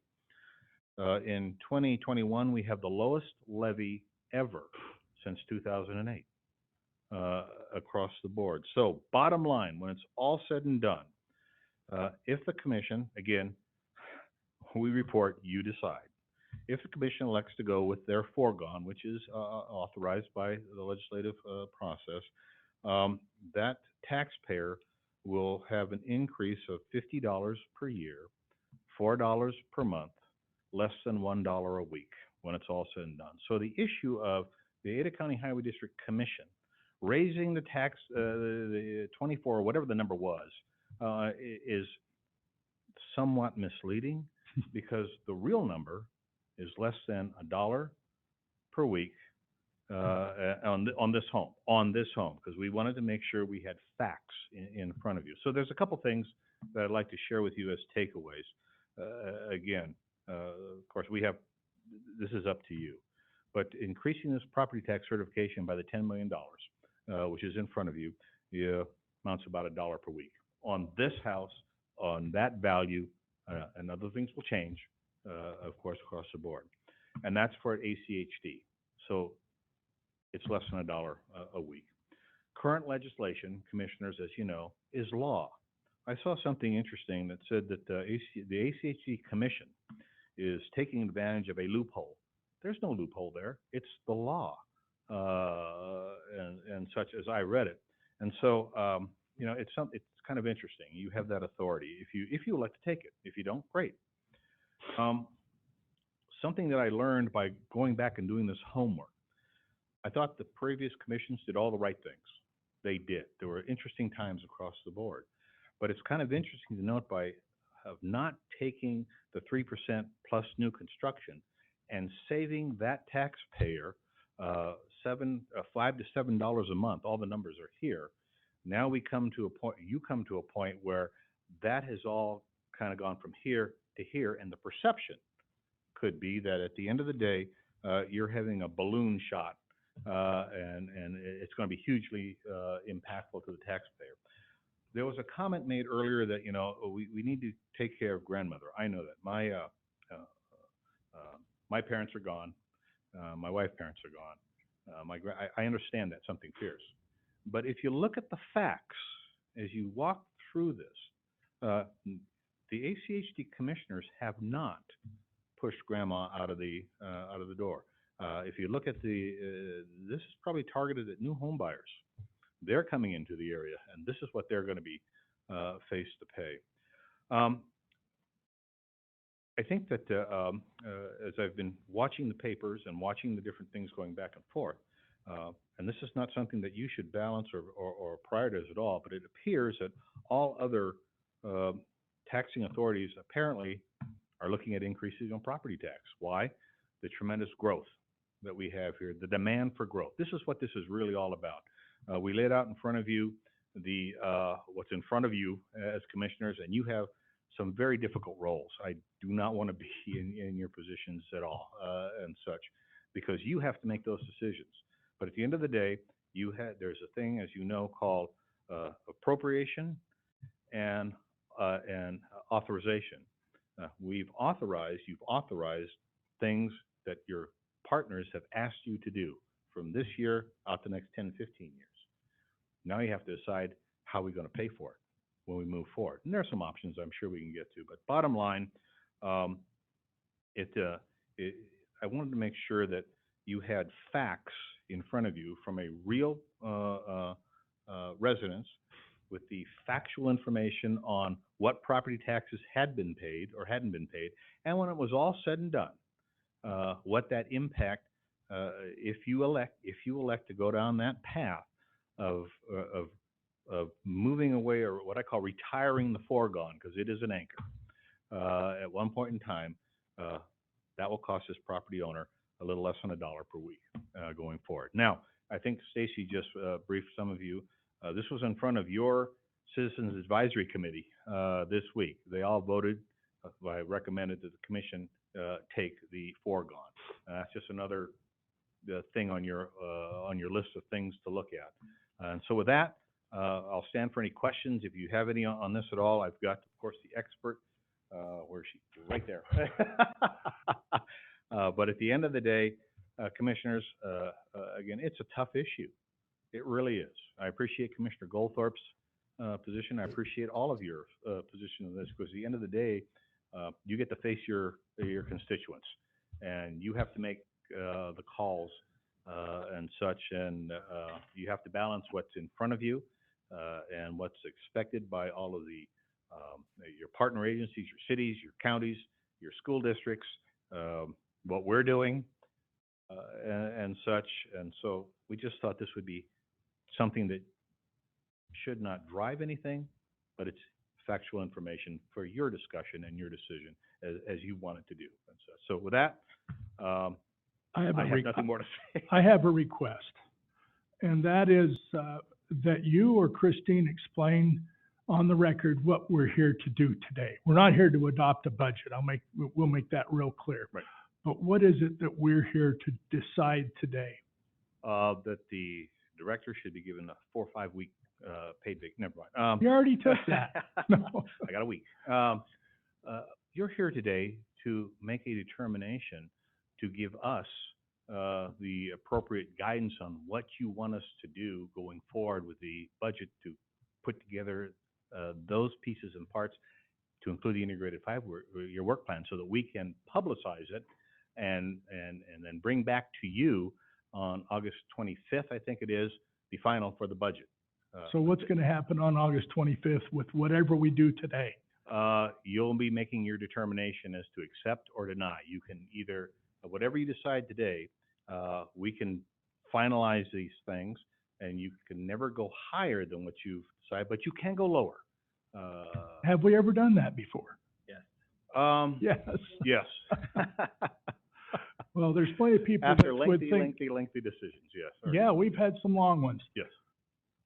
Okay, well, we'll probably ask some other questions as we go through this, but I just needed it to be absolutely crystal clear that what has been the keg of dynamite that's been lit under some people was ridiculous, and exactly what it is that we're here to discuss. And also, and thank you for this, something that's not 200,000 feet looking down as to what could possibly be the result of this is real world, and the worst, what some people would call the worst case scenario, what the financial impact might be. So here we Mr. President? Mr. President? Yes. I just want to thank Director Wong for doing this.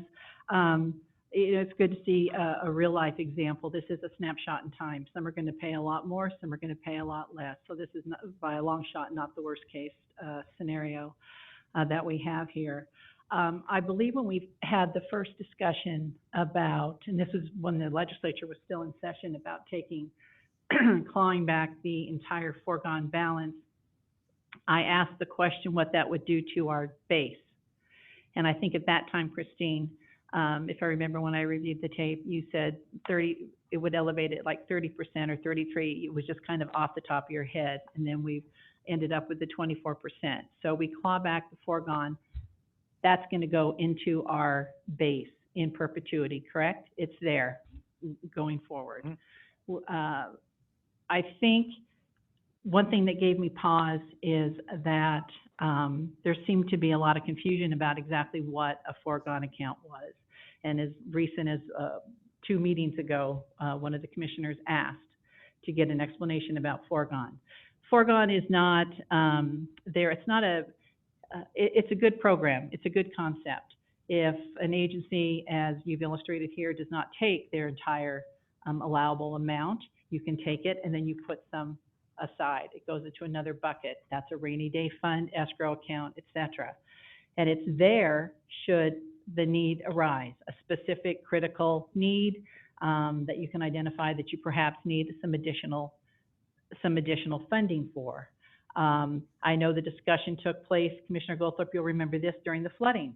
Oh, yeah, I was on the committee. There were conversations about perhaps accessing some funds from the foregone account. Commissioner Hansen, and one thing I admire about you, you are an advocate, as I like to think of myself as well, for those that are underrepresented. You have always been a champion of those of more modest income in the older neighborhoods.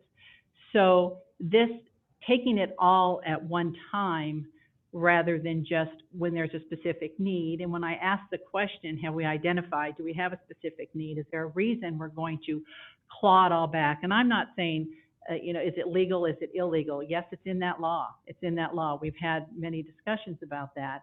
But do we need it? I asked, is there a specific project that we're going to be using this for? And I was told we're just sprinkling into the budget. So by doing that, it's going to have long-lasting impacts on the taxpayer. ACHD is one taxing slice of that pie. I know out in Eagle, looking at my property tax bill, there are nine different districts there. So it adds up. It adds up. And in my mind, I think we've got some good options on there. We kept it flat last year due to the economic instability that citizens were facing. We have recognized that difficulty here at the district. We recently gave the 3% across the board pay hike to staff. Taking care of our team members, they've worked hard. They've had to do a lot more with less, totally in support of that. Now we have a recommendation in front of us for 6% COLA. I think that's warranted. But in doing that, we acknowledge as a district, times are tough. We have lost employees that have gone on to other jobs where they have better opportunities and are making more money. We've had candidates that have applied for jobs here and have come out and told us that they couldn't afford to live here. So costs are up. You look at the consumer price index, everything is up. Home values have skyrocketed. People are paying more. Even if we don't do anything, people are paying more. Mine went up, about 140, 150. So everybody's going to feel the pinch. So as we come out of this pandemic, it's still not over. We're looking at rising numbers with the variant. Companies are still struggling to get back out there. There are families that have, the main breadwinner has been laid off or furloughed. They've maxed out their credit cards to pay the rent, make the house payment, put food on the table. So my hesitation and my concern here is that we are unnecessarily putting a lot onto the taxpayer, and our base will be elevated in perpetuity going forward.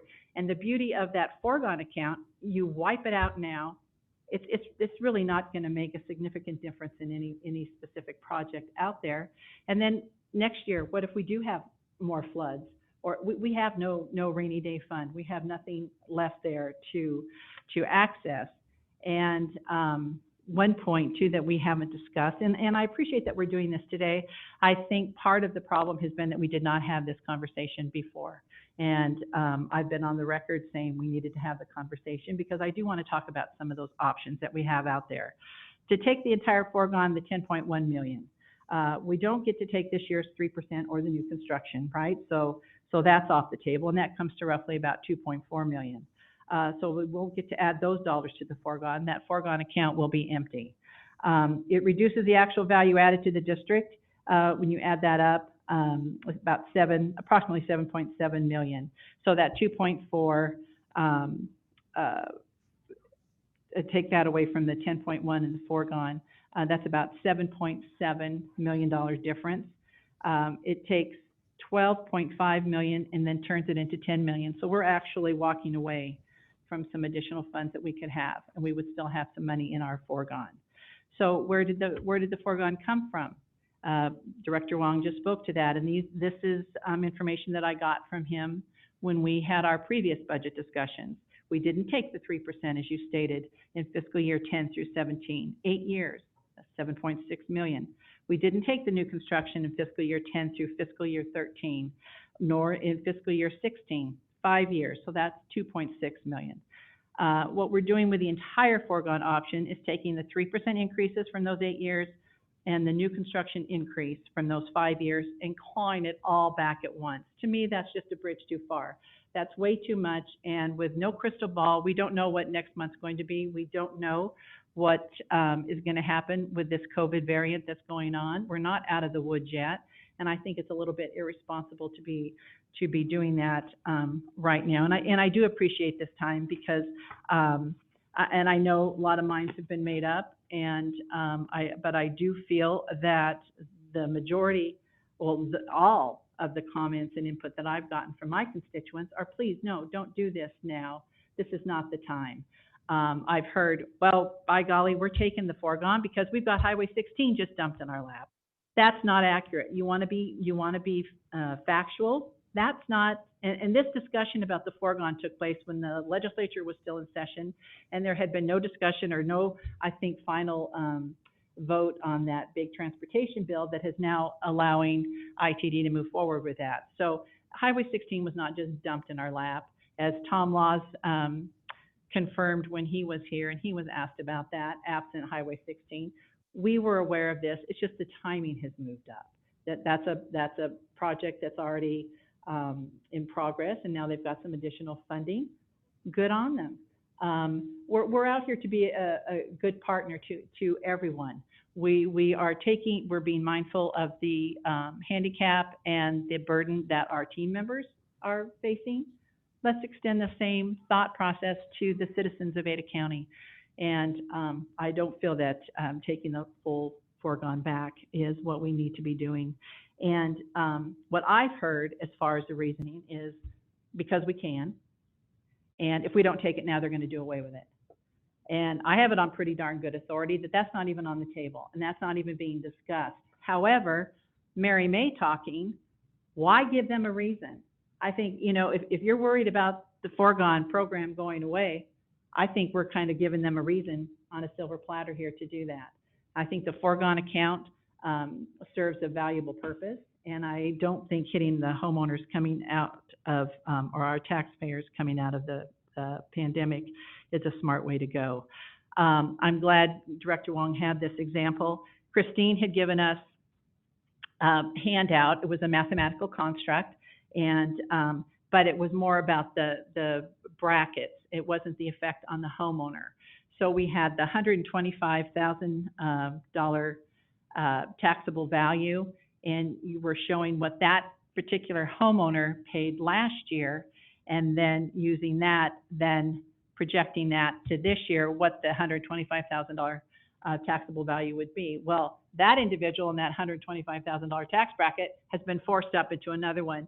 So that's kind of apples and oranges in there. So that was really, in my mind, not a true picture of what the homeowner is actually going to be paying, because we're all, I believe, in different tax brackets. And if you're a renter, homeowners are going to pass those costs on to their tenants as well.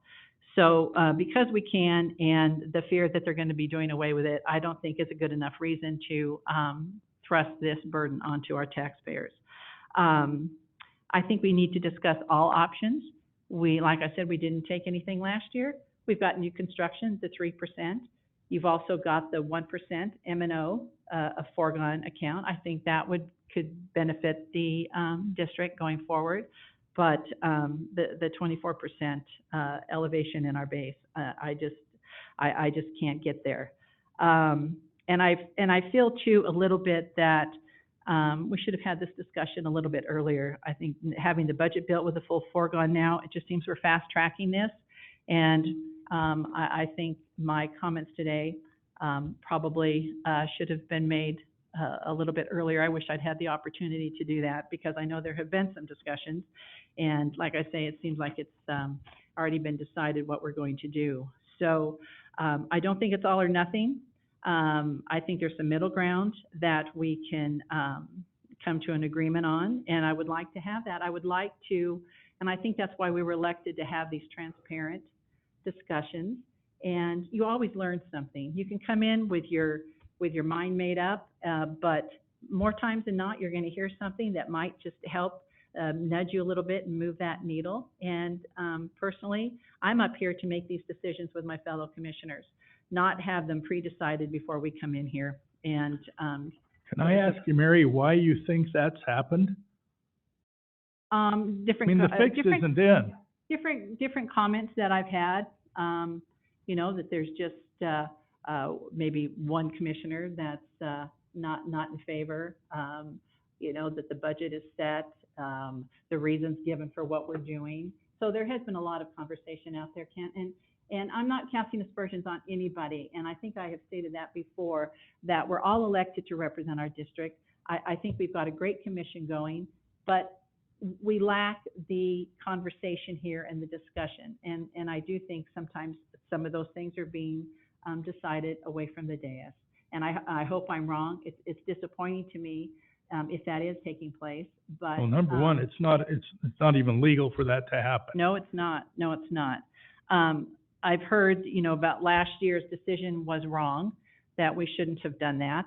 I know you were not on the prevailing side for that vote, Commissioner Goldthorpe, but I think we did address your concerns last year with the IFYWP, and then, of course, then with the new resolution today with that, increasing that community project.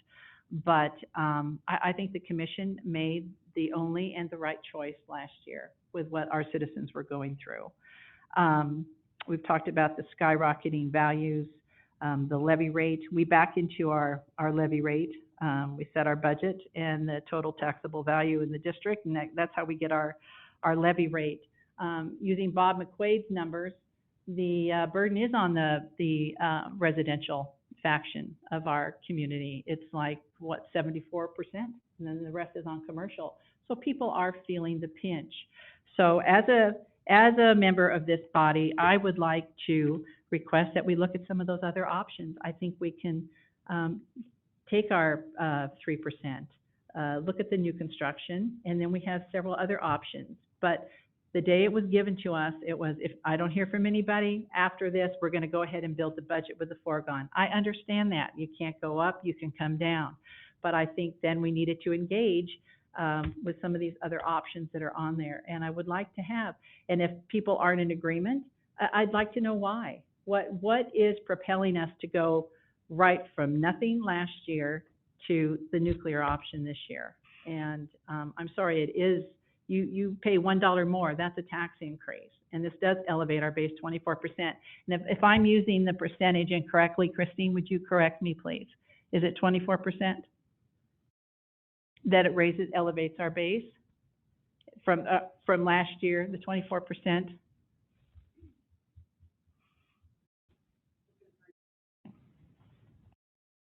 Mr. President, Commissioner May, our property tax certification would increase 24% from 42 million to 52.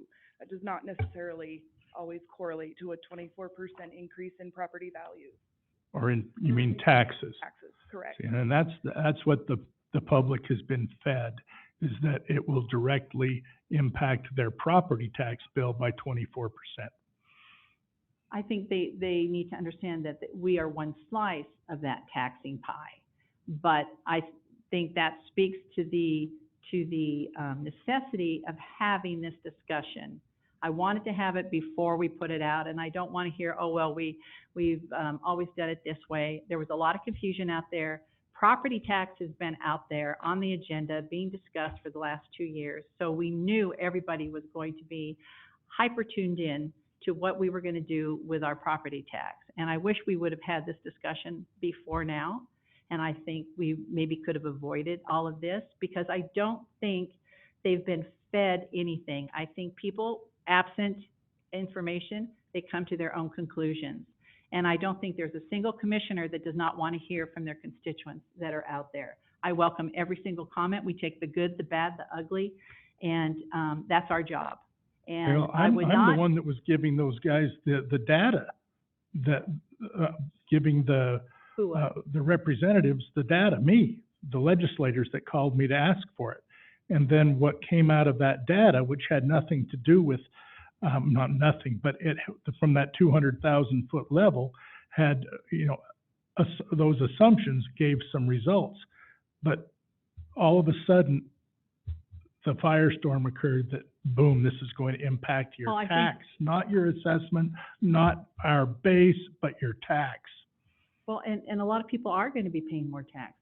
And you have all those taxing districts on your bill, and we're just one of them. So people are going to be paying more just strictly because the values have skyrocketed. Well, we all understand that. So we're all going to be paying a little bit more. And I just think sometimes if we have these discussions ahead of time and get the right information out there, we can avoid a lot of that. But there's been a lot of misinformation, I think, coming from our team too. Was a discussion about taking the foregone because lo and behold, or God forbid, ITD is getting additional funding for Highway 16. That's not accurate. It is to me. The last I was told face-to-face by anyone from the state level about Highway 16 was when I voted to provide the funding for the right-of-way acquisition. And there in that meeting at Compass, this could happen, maybe in 20 years from now. And so that was where that came from. Well, who knew? We don't have a crystal ball, just like we don't know what's going to happen with the economy going forward with COVID. But I would not begrudge ITD for getting additional funding, and why we're taking issue with that. But yet, and we support it. I signed the letter, the Linder Road overpass. That's brand new. We didn't even waste a heartbeat on, oh yeah, we're right there. And we that's talk what, nothing like about, we have talked nothing about coughing up the money for it though. But that's a pop-up. Highway 16 isn't a pop-up, is my point, and we digress because that's not the reason we're doing our budget. Well, it's part of the reason to some of us. Well, when someone says, oh, by the way, instead of 20 years from now, you're going to have to take this money from CUNA, Boise, Garden City, Eagle, Star, Meridian, and you're going to have to finish these roads at a cost of $34 million maybe in the next 7 years. And these other guys, meaning the other municipalities, they just have to suck it up. Well, I don't think that's the message, and if that's the message that's been The message I got. putting out there, I think that's that's incorrect.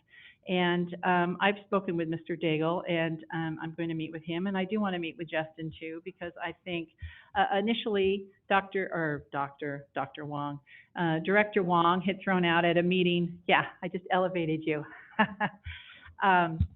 20 million. And then 6 days later, it was 31 million. And to his credit, he said, well, we haven't crunched the numbers. And then we get the print out, and it does indicate on there that there are some impact fee eligibility numbers, and I don't think we've worked those in. There's some cost sharing too, and then we've got some ancillary intersections over there. So it was kind of like, I don't know, it wasn't exactly an accurate narrative that we were putting out there, but to say, and I think you said something close to that when you were on the radio, that, well, yeah, we got to take the foregone because we have to, pay for Highway 16, and we don't even know. I didn't say we had to take the foregone. So, something, you had a Did say we discussion. had to pay for Highway 16 though. Well, we're just gonna have to respectfully disagree on that one. But at the end of the day, I think taking clawing it all back at one time, all the years that we didn't take it, we put it in there. It's there for, I think it's a good program, and I think that money can be put to good use. But to claw it all back just because we're afraid they're going to take it away, and yeah, it's in the law. We're not doing anything illegal. We never would. But is that the right reason? Is that the right reason? And we are raising taxes. Nobody said the reason is just because it's legal. No one. I got a question. Well, but hold on just a second. You don't know what I've been told or what I've heard, and I'm not going to cast aspersions on your opinion. But I have heard people. I've heard people in this room say, because we can, and if we don't take it now, we're going to lose it. I 100% have had that conversation in this room with other people. So don't you just stick to what you think. I'll stick with what I'm thinking and my facts. And Kent, at the end of the day, we're probably going to agree to disagree. But I want it to be respectful. I think you'll be surprised, actually. Well. But I have a question for Steve that has to do with the claim that it's just going to go away. And And I believe what Steve has to say because he deals with these folks day in and day out. What would your expectation be as to the future of the foregone program from what you've experienced at the State House? Mr. President, Commissioners, for the record, Steve Price, General Counsel. I don't believe foregone is going anywhere. It may be limited further, but I don't think there's legislative support to get rid of it wholesale. Primarily in the Senate, correct? Well, I even think there's problems within the House. Oh, well, that's good news. Yeah.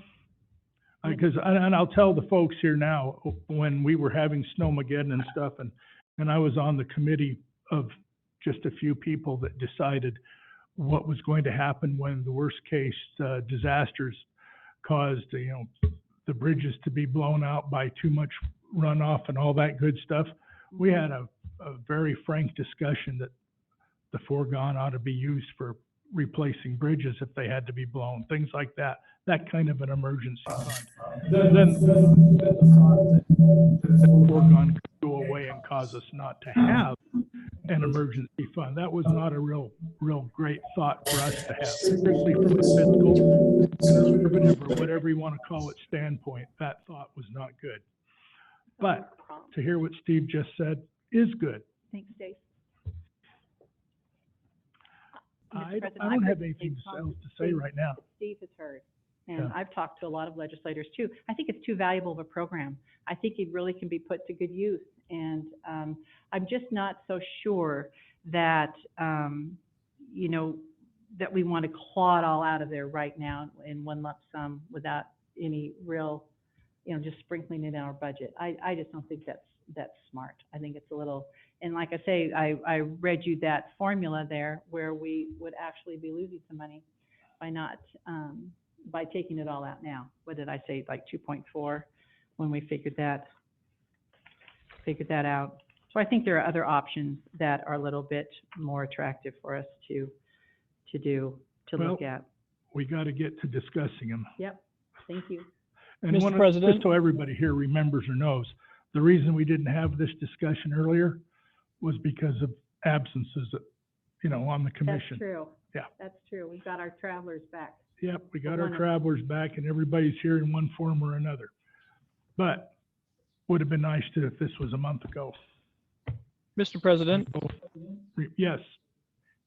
Let me just add in, I appreciate all of Commissioner May's comments and with regard to the foregone and so on. Let me just add one additional thought that occurred to me this week, and I contacted Christine to discuss this to see if there was a way that we could maybe put some numbers to this, but it strikes me that one way to approach our entire budget process is to first look at, okay, here's what our budget was in the previous year, and I think it was around 148 million, as we've discussed. And then we have to look at what we do, our core mission, and say, okay, what have been the increases in the costs of doing what we do, both in terms of construction costs, construction materials, labor costs, and so on. And,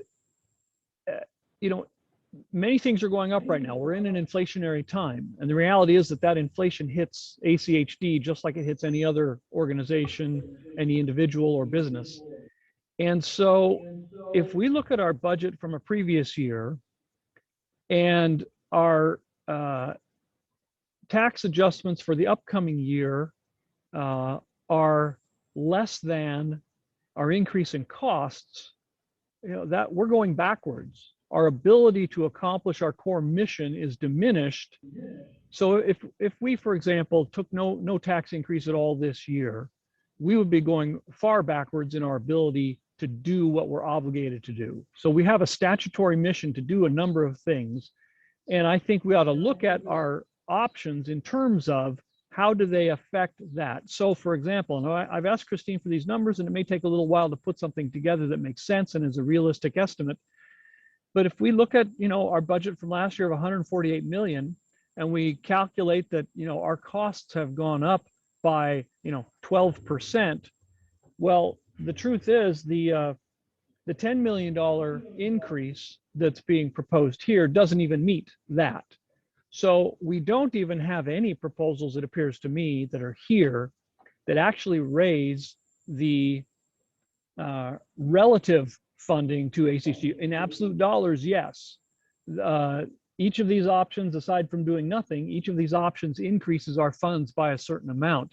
But none of them even, it appears to me, none of them even meet our increase in costs.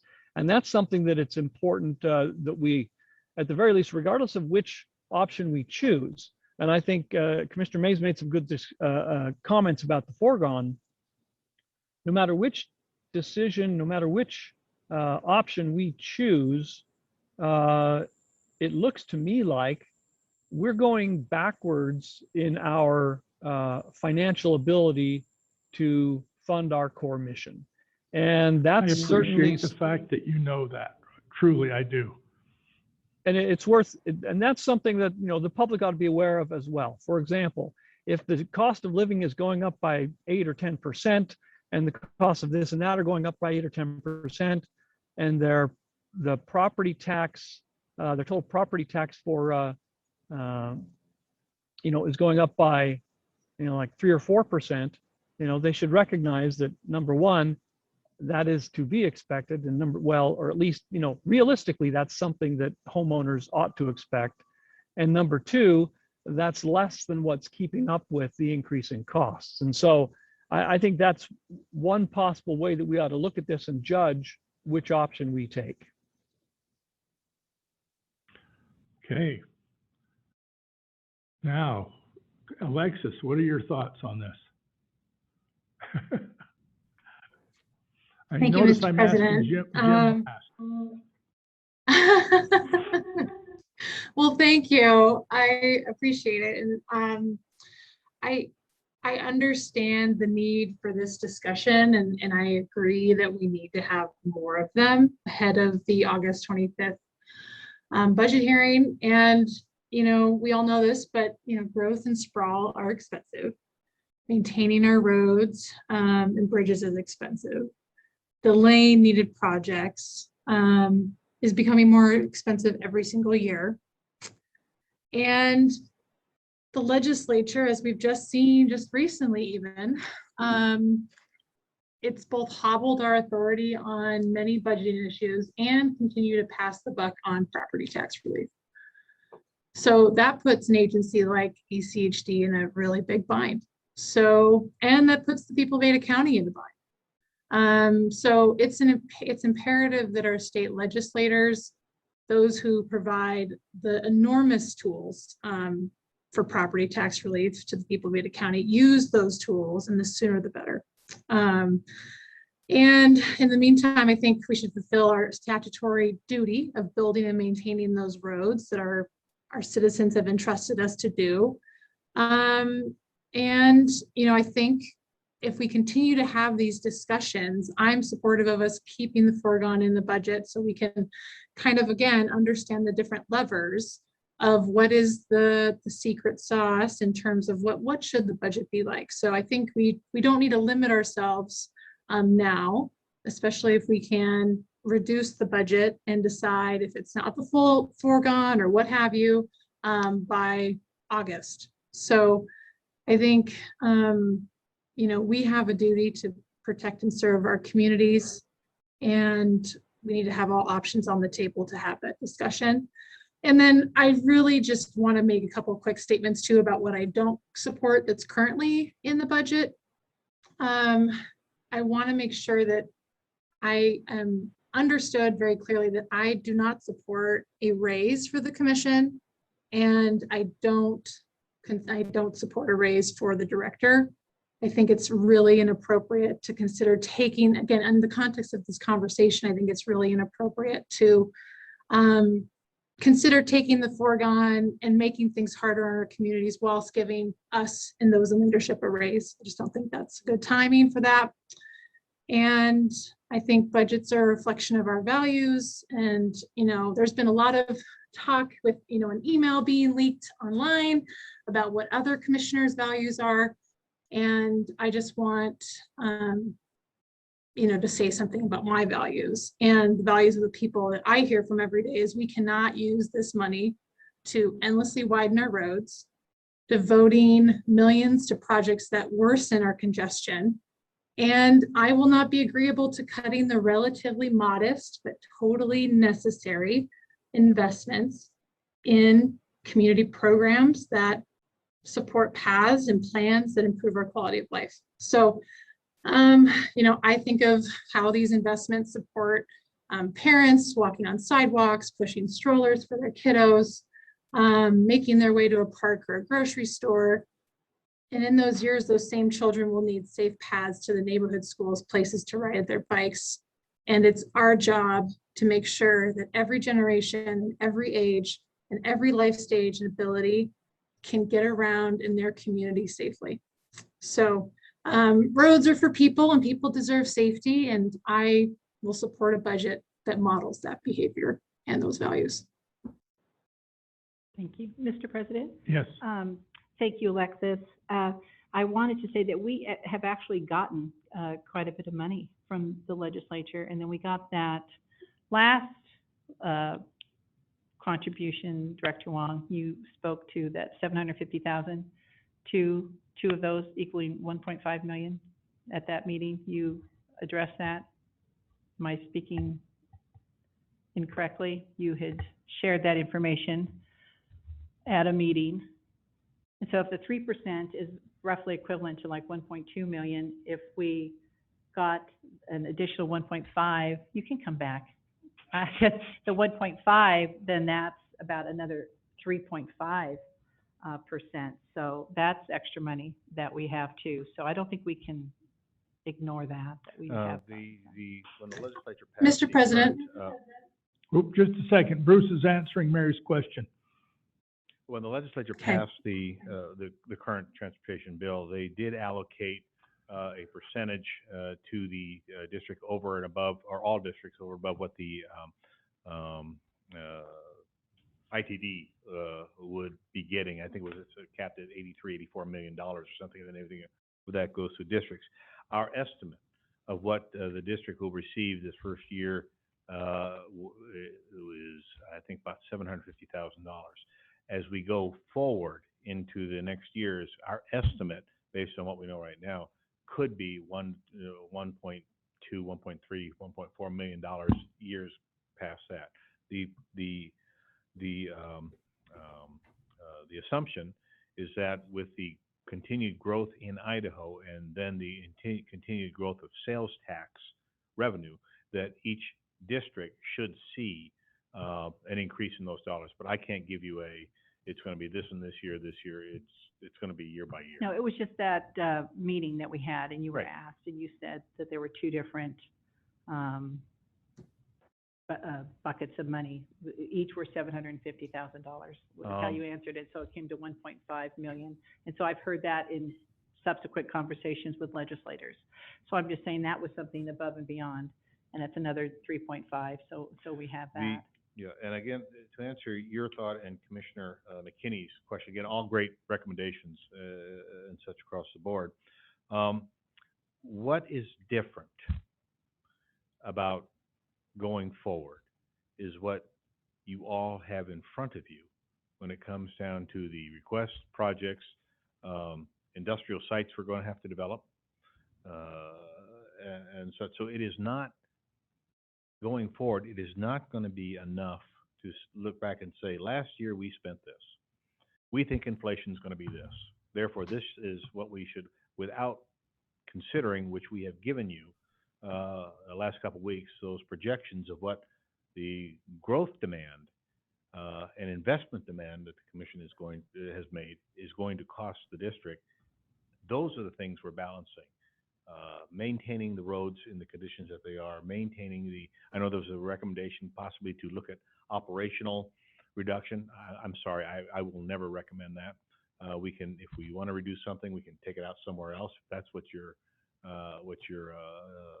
decision is. But this is. I'm sorry. Who recommended that we?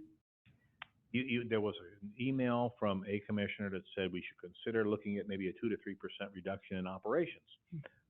You all saw it, was all, went out to everyone, and, you know, my answer to that respectfully is no. We have to maintain the ops that we have, the operational investment, or that road structure is going to go this way, and it's going to cost the taxpayers a lot more money in the out years going forward.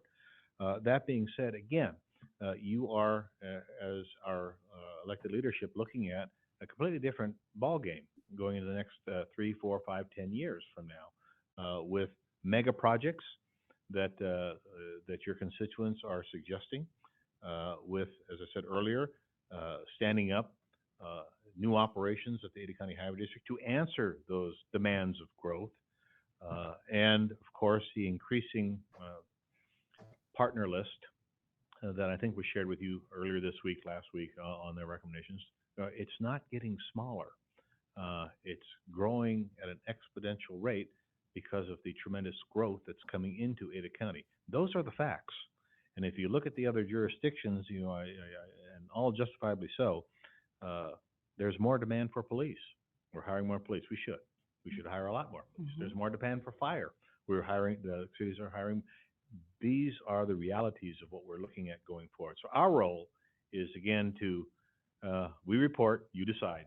And at the end of the day, it's in your court as to determine what we're going to do, and whatever it is you determine, we'll execute it 100%. Right.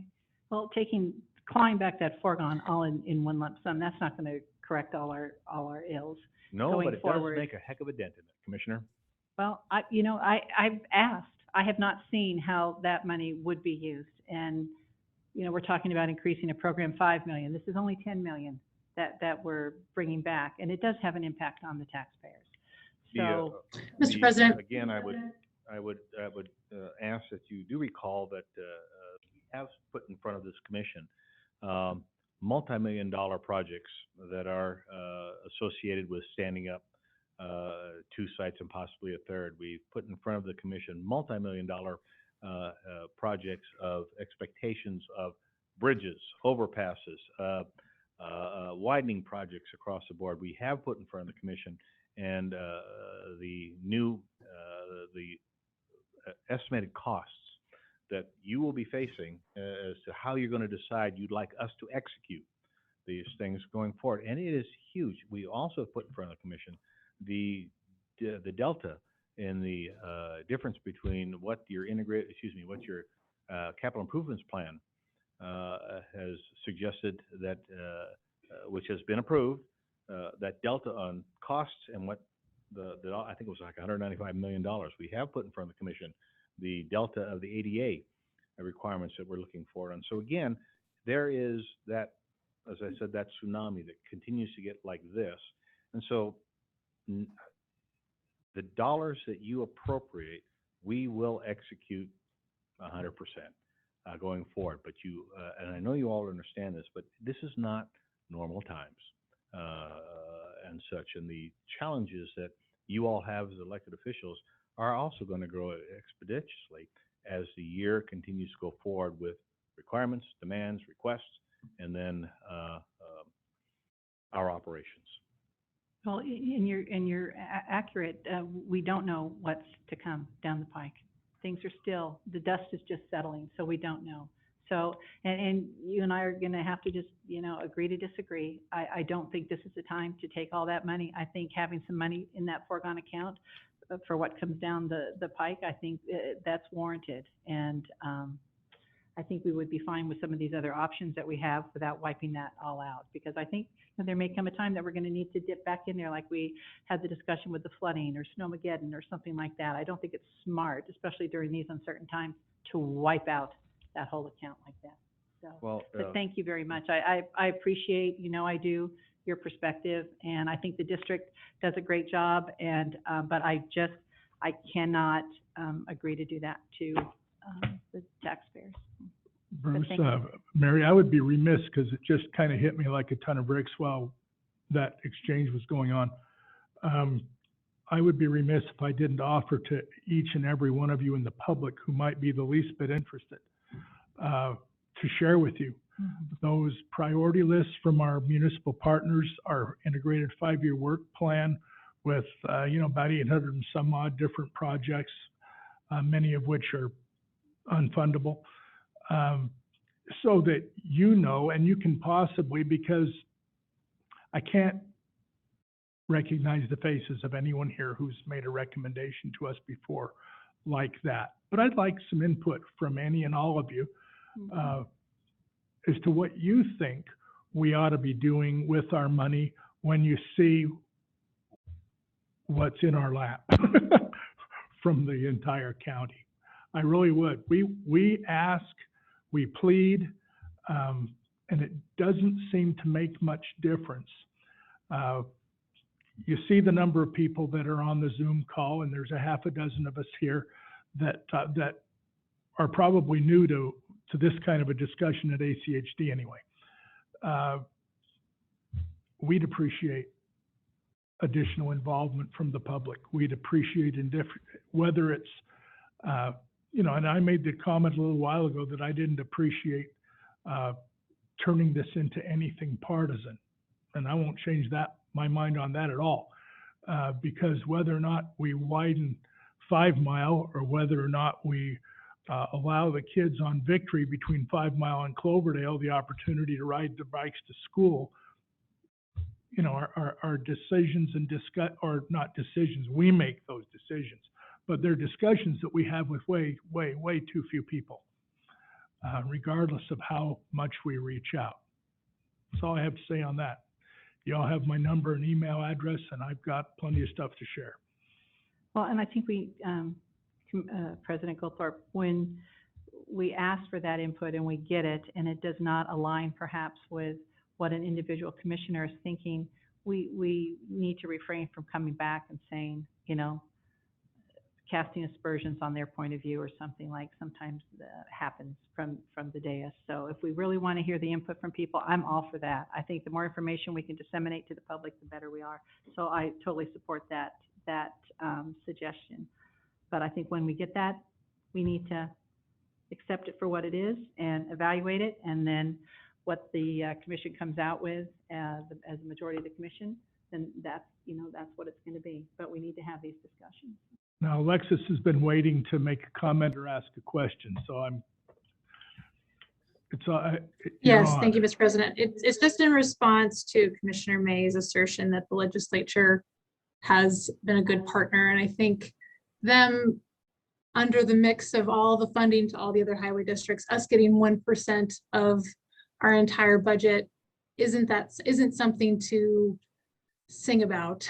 And I think us going to the legislature and asking for more flexibility for those funding streams to address the needs that our communities want, we had not been given a chance to have that flexibility from them. So you might have, obviously you have a very different opinion of how that shakes out and what kind of a partner they are, but from my perspective and the things that my district is wanting, the legislature has made it really hard to address those needs and to make growth pay for itself.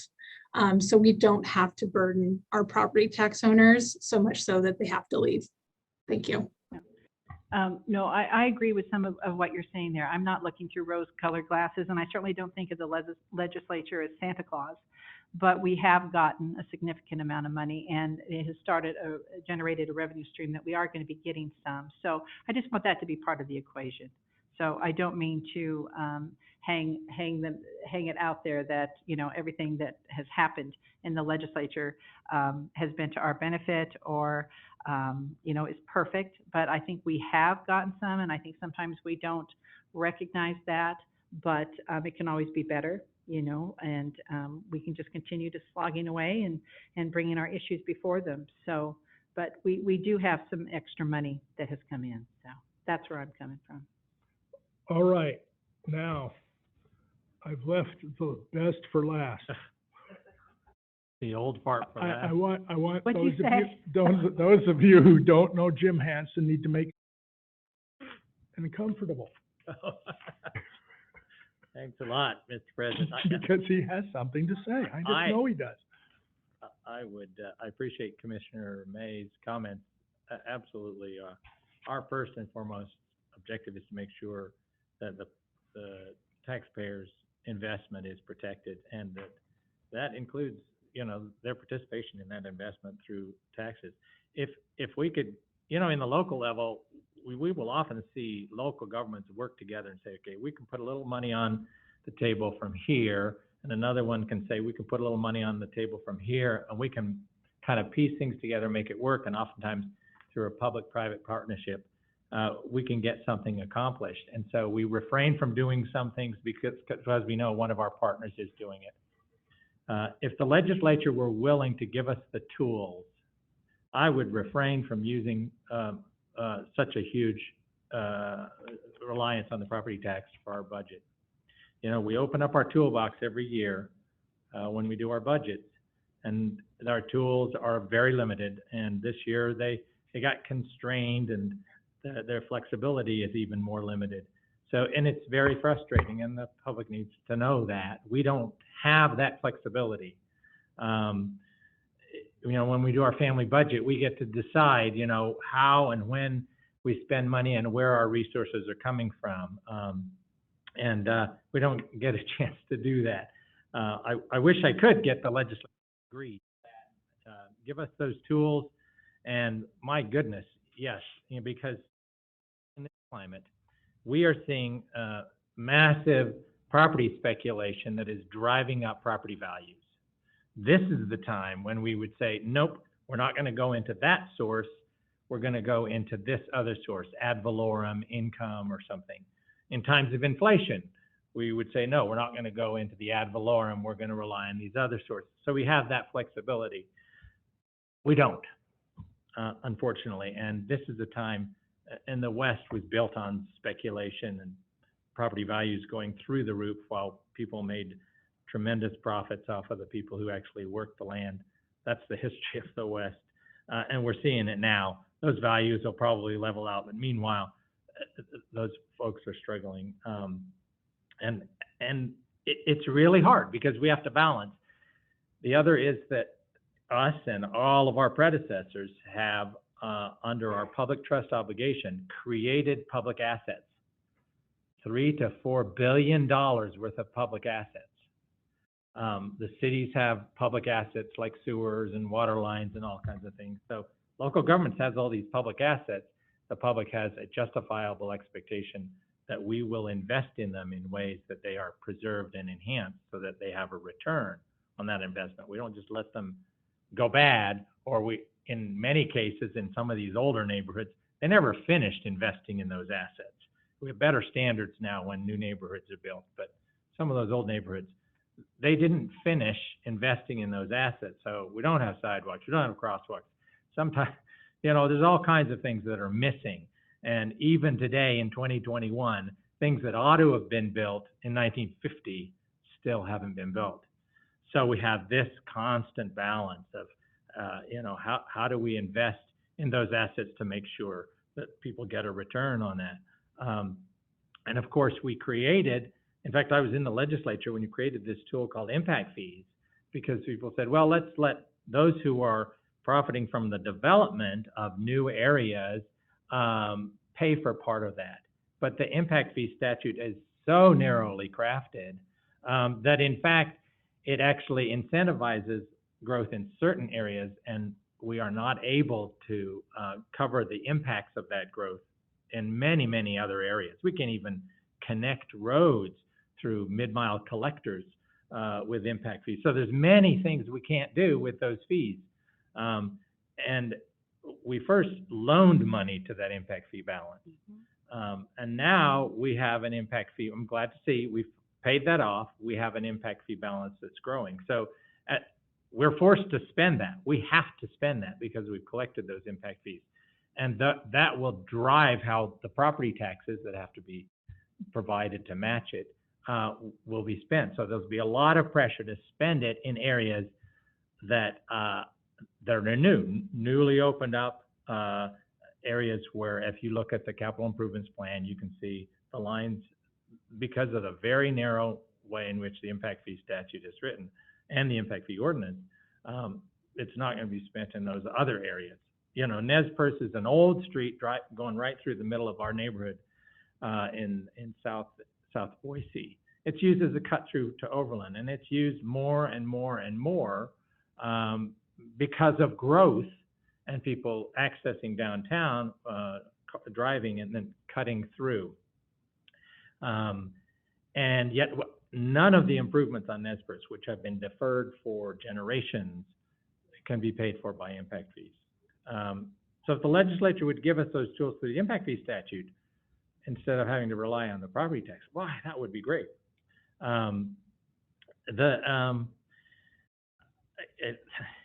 This is difficult. I actually have a question because Christine did a great job presenting to the CICAC committee on Monday. And they asked the kind of questions I was thinking of, which is, we have all these complexities created by this year's statutory changes, and that they asked you about, well, if instead, as Commissioner May has suggested, perhaps we should take the 3% and growth instead this year and defer tapping into foregone. And you said that would actually enhance our base over 5 years in a certain way. And my question is, if when we get to the budget and we vote on the budget, we can't go back, we can't go up. In other words, if we have certified and advertised at a certain budget level, we cannot increase that, but we can decrease it. So, but my question is, because we now have this complexity of it's an either or, you can do the 3% in growth or foregone, but you can't do both. You can't say we'll do 2% and a piece of foregone, or we'll do 3% and no foregone this year. How will that affect our ability to adjust the budget? Because I agree with the other commissioners. I'm listening for the next 5 weeks. That's the whole goal of, we advertise at this budget level, and then we get input, and then we adjust it. And last year, we advertised with no 3%, no growth, and then by the time we voted on the budget, there was a lot of interest. We had a better idea of actually at least taking growth. Well, we couldn't because we didn't advertise it at that. So that was gone. If we'd advertised it, then we could have decided, well, are we or are we not going to take it? So my question is, are we stuck? Do we have to advertise this as the 3% or the foregone? Or if we say, I'll give you a scenario. So we advertise this as, okay, we'll go for the foregone. And then over time, over the next 5 weeks, we decide, yeah, I think let's reduce that. Let's save more of that foregone for future needs and instead use the 3% or somewhere 1, 2, 3% and growth. Would we be prohibited from doing that because we didn't advertise this side of it? Mr. President, Commissioner Hanson, no, I don't believe so.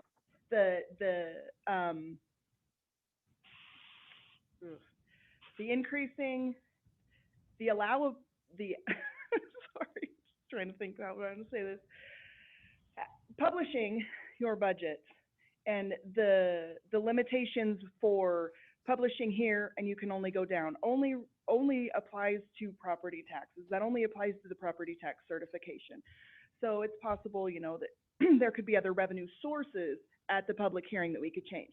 Specifically talking about this, if we publish the property tax certification, including the foregone, we can certainly certify less. There have been years in the past that I have had 4 certifications, depending on which one the commission voted on, for which one that I would have the commission president sign. The direction from House Bill 389 that I have received from the State Tax Commission does, there are allowances for you to kind of mix and mingle, and those were on those 6 options that was given, and I'm happy to go through those. Right, no, I'm aware of that. So that's why, you know, my preference is not to tie our hands as we gather public input. The public participates more as you approach the deadline. And the more, you know, we mostly have heard from people, a lot of people, about what they want. They want this sidewalk built this year, not in 3 years. They want this crosswalk put in this year. They want this road widened this year, not in 3 years. Right. So between now, between when the budget's passed and today, we mostly hear what people want. Over the next 5 weeks, we're going to hear more people of, okay, I'd be willing to defer that for more years because of the speculation in housing prices.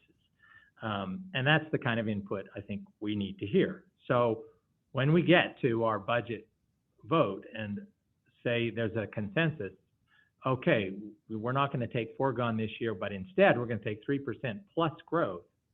And we have advertised the amount that's determined from the foregone. Are we going to hear from our legal counsel to say, sorry, you can't do that because you didn't advertise the right kind of impacts to the property tax? I want us to get this right to maximize the flexibility of public input in the next 5 weeks. Mr. President, Commissioner Hanson, House Bill 389 gives a lot of flexibility, and we most certainly, the idea of, in terms of your property tax certification, you can increase it, but you can decrease it. It allows, so whatever you decide on the 25th, if you've decided to do the maximum, we can reduce it. Start there. Yeah. House Bill 389 allows you to take the 3% and growth up to an 8% cap. Okay. And I think if we did that, it would be close. The other Wait a minute. Is that, if we did that, it would be close to what the foregone is? No. No. The 8% cap. Okay. Our 3% plus growth would be close to the 8% cap. 3%. I guess my percentage is like 10%, no, 11%. Yeah, no, that's a very different percentage. It is. And the other thing that House Bill 389 does, it allows you, if you do that, you can't take all of your foregone, but you can take a portion of your foregone. 1% can go towards your operation and maintenance, if you choose, or you can take 3% of a capital project that then would be, it would be set, and then we would, in time, we would reduce that from the base once those projects have been completed. So you have that flexibility. Yeah. Okay. So it isn't, what I'm trying to tell you, it isn't just foregone. It isn't just 3% in growth. It can be a mixture of those. We have confirmed with the State Tax Commission that if you take the 3% in growth, you can take foregone, but it's limited. If you take all of your foregone, then you can't take the other, but you can reserve through a resolution. I believe you can. Okay, and you may not. So yeah, you can't reserve this year's foregone. So this year's foregone, you wouldn't be reserved. Yeah. So I think the fiscally responsible thing to do is to say this is because we're going to advertise the projects. This is what the investments are going to go for, and some of them are accelerated. I know there's a huge project we approved on Kootenai Street, which originally was going to be phased just because it's cost over 3 years. If we were able to do this, we could get it done in 1 year, which would actually cost less overall. And so it'd be a more cost-effective way of doing it. And then it'd be done, and the value of that public asset. Well, and I believe that the commission's directed staff to do the one and done versus. Right, that's what we'd like to do. If we didn't have those resources, we might have to go back to the phased, which is the current 5-year plan. So there's all those sorts of things which we have to have those conversations. It's just like the conversations I have with my even adult kids. It's like, oh, okay, here's some money, but what is the investment in return?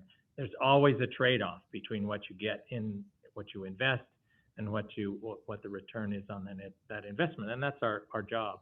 And I think the legislature, as they're watching us and all of the other local governments, need to understand that their tools that they've given us are so few, and it's extraordinarily difficult.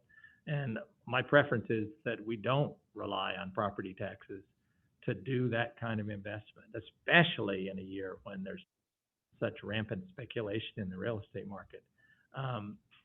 But they have given us no other option, and they have not allowed us to use the impact fees flexibly. So we are stuck not only between a rock and a hard place, but a chasm. We are in a deep, very difficult place between a rock and a hard place. So, And if I can, Christine has provided you, you know, the 6 different yes, options. which is great. Then those 6 different options, they include the 3% Right. new construction. Yeah, rolls. that's what I'm saying is like the different ways, if we picked one, we said, let's advertise at this, we can't go up. I believe last year, we should have advertised the 3% or at least the growth so that we had that flexibility when we were presented with some requests and input from the public, but we didn't. You know, I'll take responsibility for my own actions. We could have, with that new, we were earlier in a pandemic. We didn't know what the heck was going to happen. We more information by the time it happened. Who knows? Maybe the market will calm down between now and 5 weeks. I'm not sure that it will, but I think that it behooves us to make sure we retain the maximum flexibility. And then who knows? We might actually cut property taxes in 5 weeks. But the legislature's not likely to come into special session and say, here's some tools to use instead. But we need to maintain that maximum flexibility. Did the That's my view. CICAC members, what are their cities doing? I see where they think it's a hot idea for us to take all our foregone. What are their cities doing? Mr. President, Commissioner May, I believe the city of Boise is the only one that I know of right now, and they're doing I think they're doing the 3% and the allowable new construction. And I think they had some rollover. They did reserve their foregone last year. ACHD elected to not reserve the amount that was not taken in our property tax cert last year. So, but the city of Boise did. It was about $4.6 million. I don't think that their current plan has any of that planned to be in their budget this year. And Christine, you posted that the 29th is the last day for public input, July 29th, or, yeah, okay. We're voting Someday in I'll August. have a balanced budget. But on the budget, July 29th. That doesn't make sense, Seems because a we're going to little take soon. testimony on the 25th. Yeah, was that a miss? Well, I have to have information on the 29th in order to be able to publish to the Idaho 'Cause I Press. think- Okay. So it's not when public input, it's just when I have to have the direction specifically Okay. related to the That- property tax that makes more certification, sense. so that I Okay. know when to Because I think publish. we had it the day, I mean. Oh, yeah, we at have night, people are testifying. here to Oh, yeah, to tell us. absolutely, yeah, they Okay. can testify. Thank It's you a for public that hearing, it's open, yeah, clarification. Okay. absolutely. Yep, that just has to do with when I have to have it into the paper to meet all of our statutory requirements. One of the other tough things about property taxes that I hear a lot, because I get a lot of phone calls, is there's more houses, why aren't you getting more money? And so that's a big education piece, is that we certify a dollar amount and it's spread out based on assessed value. So just because there's more people here doesn't mean that the district's getting any more money from property taxes specifically. Yeah. So And that's a really good point. And I think in time, because the number of center lane miles of roads has increased substantially, we're benefiting from that's been built in the last 30 years. But increasingly, we're going to see our PCI and the condition of those roads deteriorate because there's going to be pressure to finish projects in neighborhoods we need. And we're just going to have to be good with that unless the legislature gives us other tools that are fairer to taxpayers in the way that we invest money. And I would agree with, I just want to add, Commissioners, I would agree with Commissioner Pickering that if we're going to take any increase, whether it's foregone or the 5%, that I don't think the commission and the director should have a pay increase. I think it's important that if we're going to ask the taxpayers to make that sacrifice, that we should too. Paul? Mr. President, Commissioners, for the record, Paul Daigle, Chief of Staff. One point of reminder, we've said a couple of times that you can't take more than the certification, you can take less. That goes for the foregone too. Right. If you choose to take the foregone this year, you don't have to certify the entire amount next year. You can take a smaller portion. So it's not a done deal that every single year you're going to get that additional 10. You only get it if you certify it. So just wanted to make that point perfectly clear. To piggyback on him, it's the greatest of the last 3 years. So you could take your increase and then for 2 years not, and then elect to take the increase, as long as you're within the last 3 years. That's what the maximum allowable is based off of. One more confusing piece of property taxes. How do you do it? And you do an exceptional job. I hope you know that. Okay. Thank Jim, you. Are you okay? Yep. All right, then, one last shot here. Alexis, Dave, any other comments? Because now I'm going to turn this meeting over to you to tell me and tell the public, tell the staff, what you want us to advertise. Mr. President, Yes. let me just, if I may, just add one kind of additional comment, and this kind of goes on top of what Commissioner Pickering said and so on. With regard to my earlier discussion of the community programs, I think as I talk to people about the budget, one comment that I continually get is astonishment when people hear that we're spending 40% of our capital improvement budget on bicycle and pedestrian facilities. Nearly everyone I meet looks at me and says, you can't be serious that you're spending that big a share of your pie on those projects. And it's like I say again, it's not that they aren't deserving, it's that it's out of proportion, it's out of whack, it needs to be pared back. So as far as specific budget numbers go, that's my comment there. And I think if you talk to the general public and you tell them honestly, you know, where that number stands, you'll get the same reaction. Now, as far as, you know, there's a lot of, and so I guess at this point, are you asking for my my recommendation on which of these sort of 6 options we ought to take? That's all we're here for today. All right. Well, right, Mary? Right. Okay. I do believe that we're in a situation where we're entirely, it's entirely reasonable and justified for us to take the 3% and the new construction increase in the property tax certification. And I think, well, I'm looking at options 3 and 4 of those 6 options that we've got on the table. And I think one of those 2, either option 3 or option 4, is justified. I don't think we should take, if we take any of the foregone, I don't believe we should take all of it this time. But you know, I just look at where we stand and look at our ability to do what our core mission calls for, and I say there's no way to expect that we would not have to take a larger dollar number to keep doing what we're obligated to do. So I'm in favor of, I would be in favor of either option 3 or option 4 of these 6 options that we've been looking at, and I think that's a perfectly reasonable and justifiable position.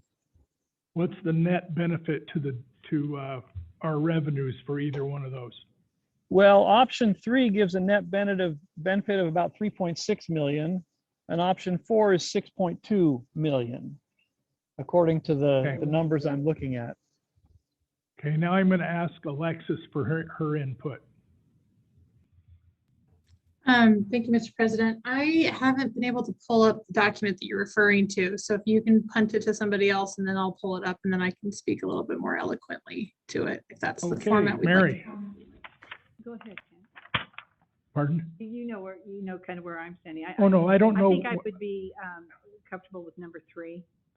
Okay, number 3 is like the 3.5, 3.6. Mm-hmm. And, you know, we can discuss number 4, but I just am not categorically not for taking all the foregone. Oh, sure, okay. Thank you. Jim.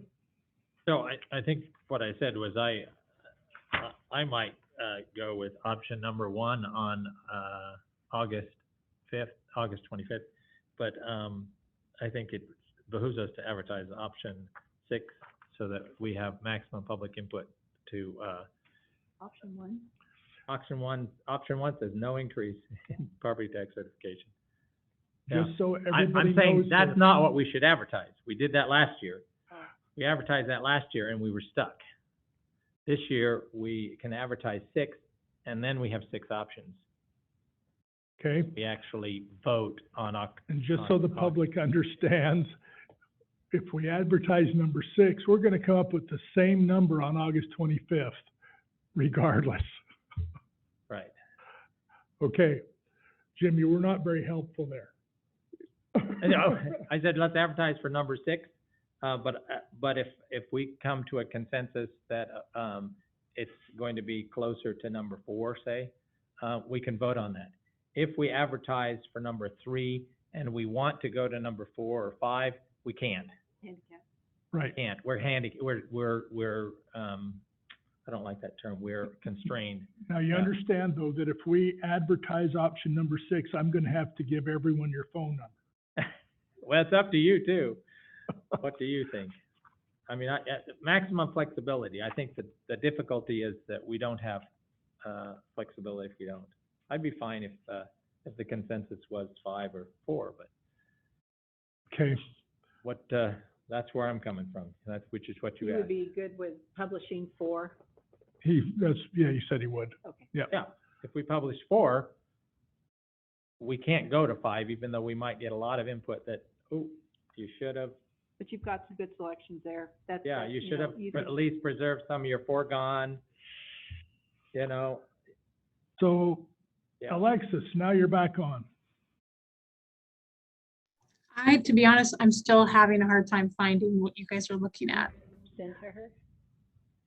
Should be in a hard copy in your. Oh, you don't? Chris, does anybody have that? And I'm looking through the packet and I'm not, I haven't been able to find it yet. Which, It's the one with the 6 options, you don't? yeah, Do you know what- was a handout we got weeks ago. Yeah, we've been going back and forth on it. Because I remember that handout, but is it in our Yeah, that's what packet? we're looking at. Yeah. Okay. No, it's not in this week's packet. It's those 6 options, seeing what you would be comfortable with as far as publishing. Could we maybe get that up on the screen? That's a good idea. Maybe Christine has it handy. I'd love to hear the president's thoughts. You know, the reason you pay me the big bucks is to moderate this. And you will get my opinion, and some of you may be surprised at what it is. I already gave a clue, because unless we advertise zip, we're going to come up with the same decision on the 25th we would anyway. And just so the public understands this, what we did earlier in our regular agenda included something I have been working on for close to 3 years. And that was my piece for this year's budget. So you won't be hearing a lot more from me, except maybe how to spend a little bit about the community programs. So I was serious. My druthers is not to advertise option number 6. Okay. Because we've already seen the tsunami of misunderstanding that can cause. I don't know what our budget's going to come up with, but I would be fine with advertising option number 4 and then having a couple more meetings to hammer out some of the details, such as what 2 of you have said anyway about raises for us and the director. Sounds like you have a consensus It sounds like we have a consensus. before Do you want to Alexis give needs Alexis to weigh the in. option to? Now, Alexis, you still need to talk. I'm not letting you off the hook. I do have. You did a good job. I never Look let you off the hook. You guys accuse me of being a bag lady, and none of my bags. Got the wrong bag today. Her Wrong bags, bag. folks, are filled with goat heads because Darn she's it. trying to make it safer for bicyclists. That's the 3% the new construction, the 1% for the M&O, foregone for M&O, and then the 3% foregone for a specific capital project. And Okay. Thank you, That's Thank you, number Mary. 4. Yeah, I think generally, I think that sound, thank you for reading out, Mary. I think let's go with what's going to give us the most flexibility. I agree with you, Commissioner Goldthorpe. I think folks have seen what option 6 is going to be, and I think maybe pivoting to option 4 would probably be best. Okay. I have a question. Shoot. On our, here it comes. On our budget sheet, of course, when we were discussing the foregone cash reserves, what is our cash reserve? What, I mean, we're talking about our financial situation. Where are we? What do we have in the bank? What are our cash reserves? I know you have it right at your fingertips. If that's something you need to pull up, but I would just like to have it, because we always start with the budget with, okay, this is what it will go up and kind of come down, but what do we have?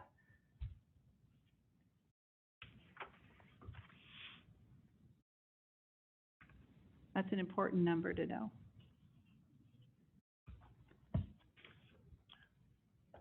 You know what I'm going to ask next, Victor, is that you can have a copy of that. And anyone else who wants one. Make sure it's still. Thank you for getting it on the screen, Stacy or whoever. Yeah, I agree. Option 4. And then there's some latitude should the decision be made to come down. And I would ask, especially members of the public, to remember what Commissioner McKinney mentioned today, which was his feelings about how far behind we're getting year on year, over year, over year. President Goldthorpe, Commissioners, again, for the record, Paul Daigle, Chief of Staff. We have 26.4 million in reserves, which meets the JFOA minimums of 2.5 months worth of I'm sorry, expenses. Paul, 26 what? 26.4. In We're reserve? required by The emergency JFOA to keep 2 to 3 months worth of operational expenses. Which is why we can sometimes operate on the fly in an emergency. And I love Commissioner McKinney, but I always like to get the word in and when we're describing what percentages go to what, because you look at a street and actually a significant percentage goes to the gutter and the gutter pan and the sidewalk and maybe some landscaping and a bike lane, maybe in most places not, a travel lane for a car, which might be 10 feet, 11 feet, 12 feet, maybe more. I think it's important that we not sort of separate out that road profile and say, well, a certain percentage of your budget is going into bike lanes if they're not connected and not used. Same thing with sidewalks or the gutter pan, and that we look at the ACHD's obligation is to the right-of-way.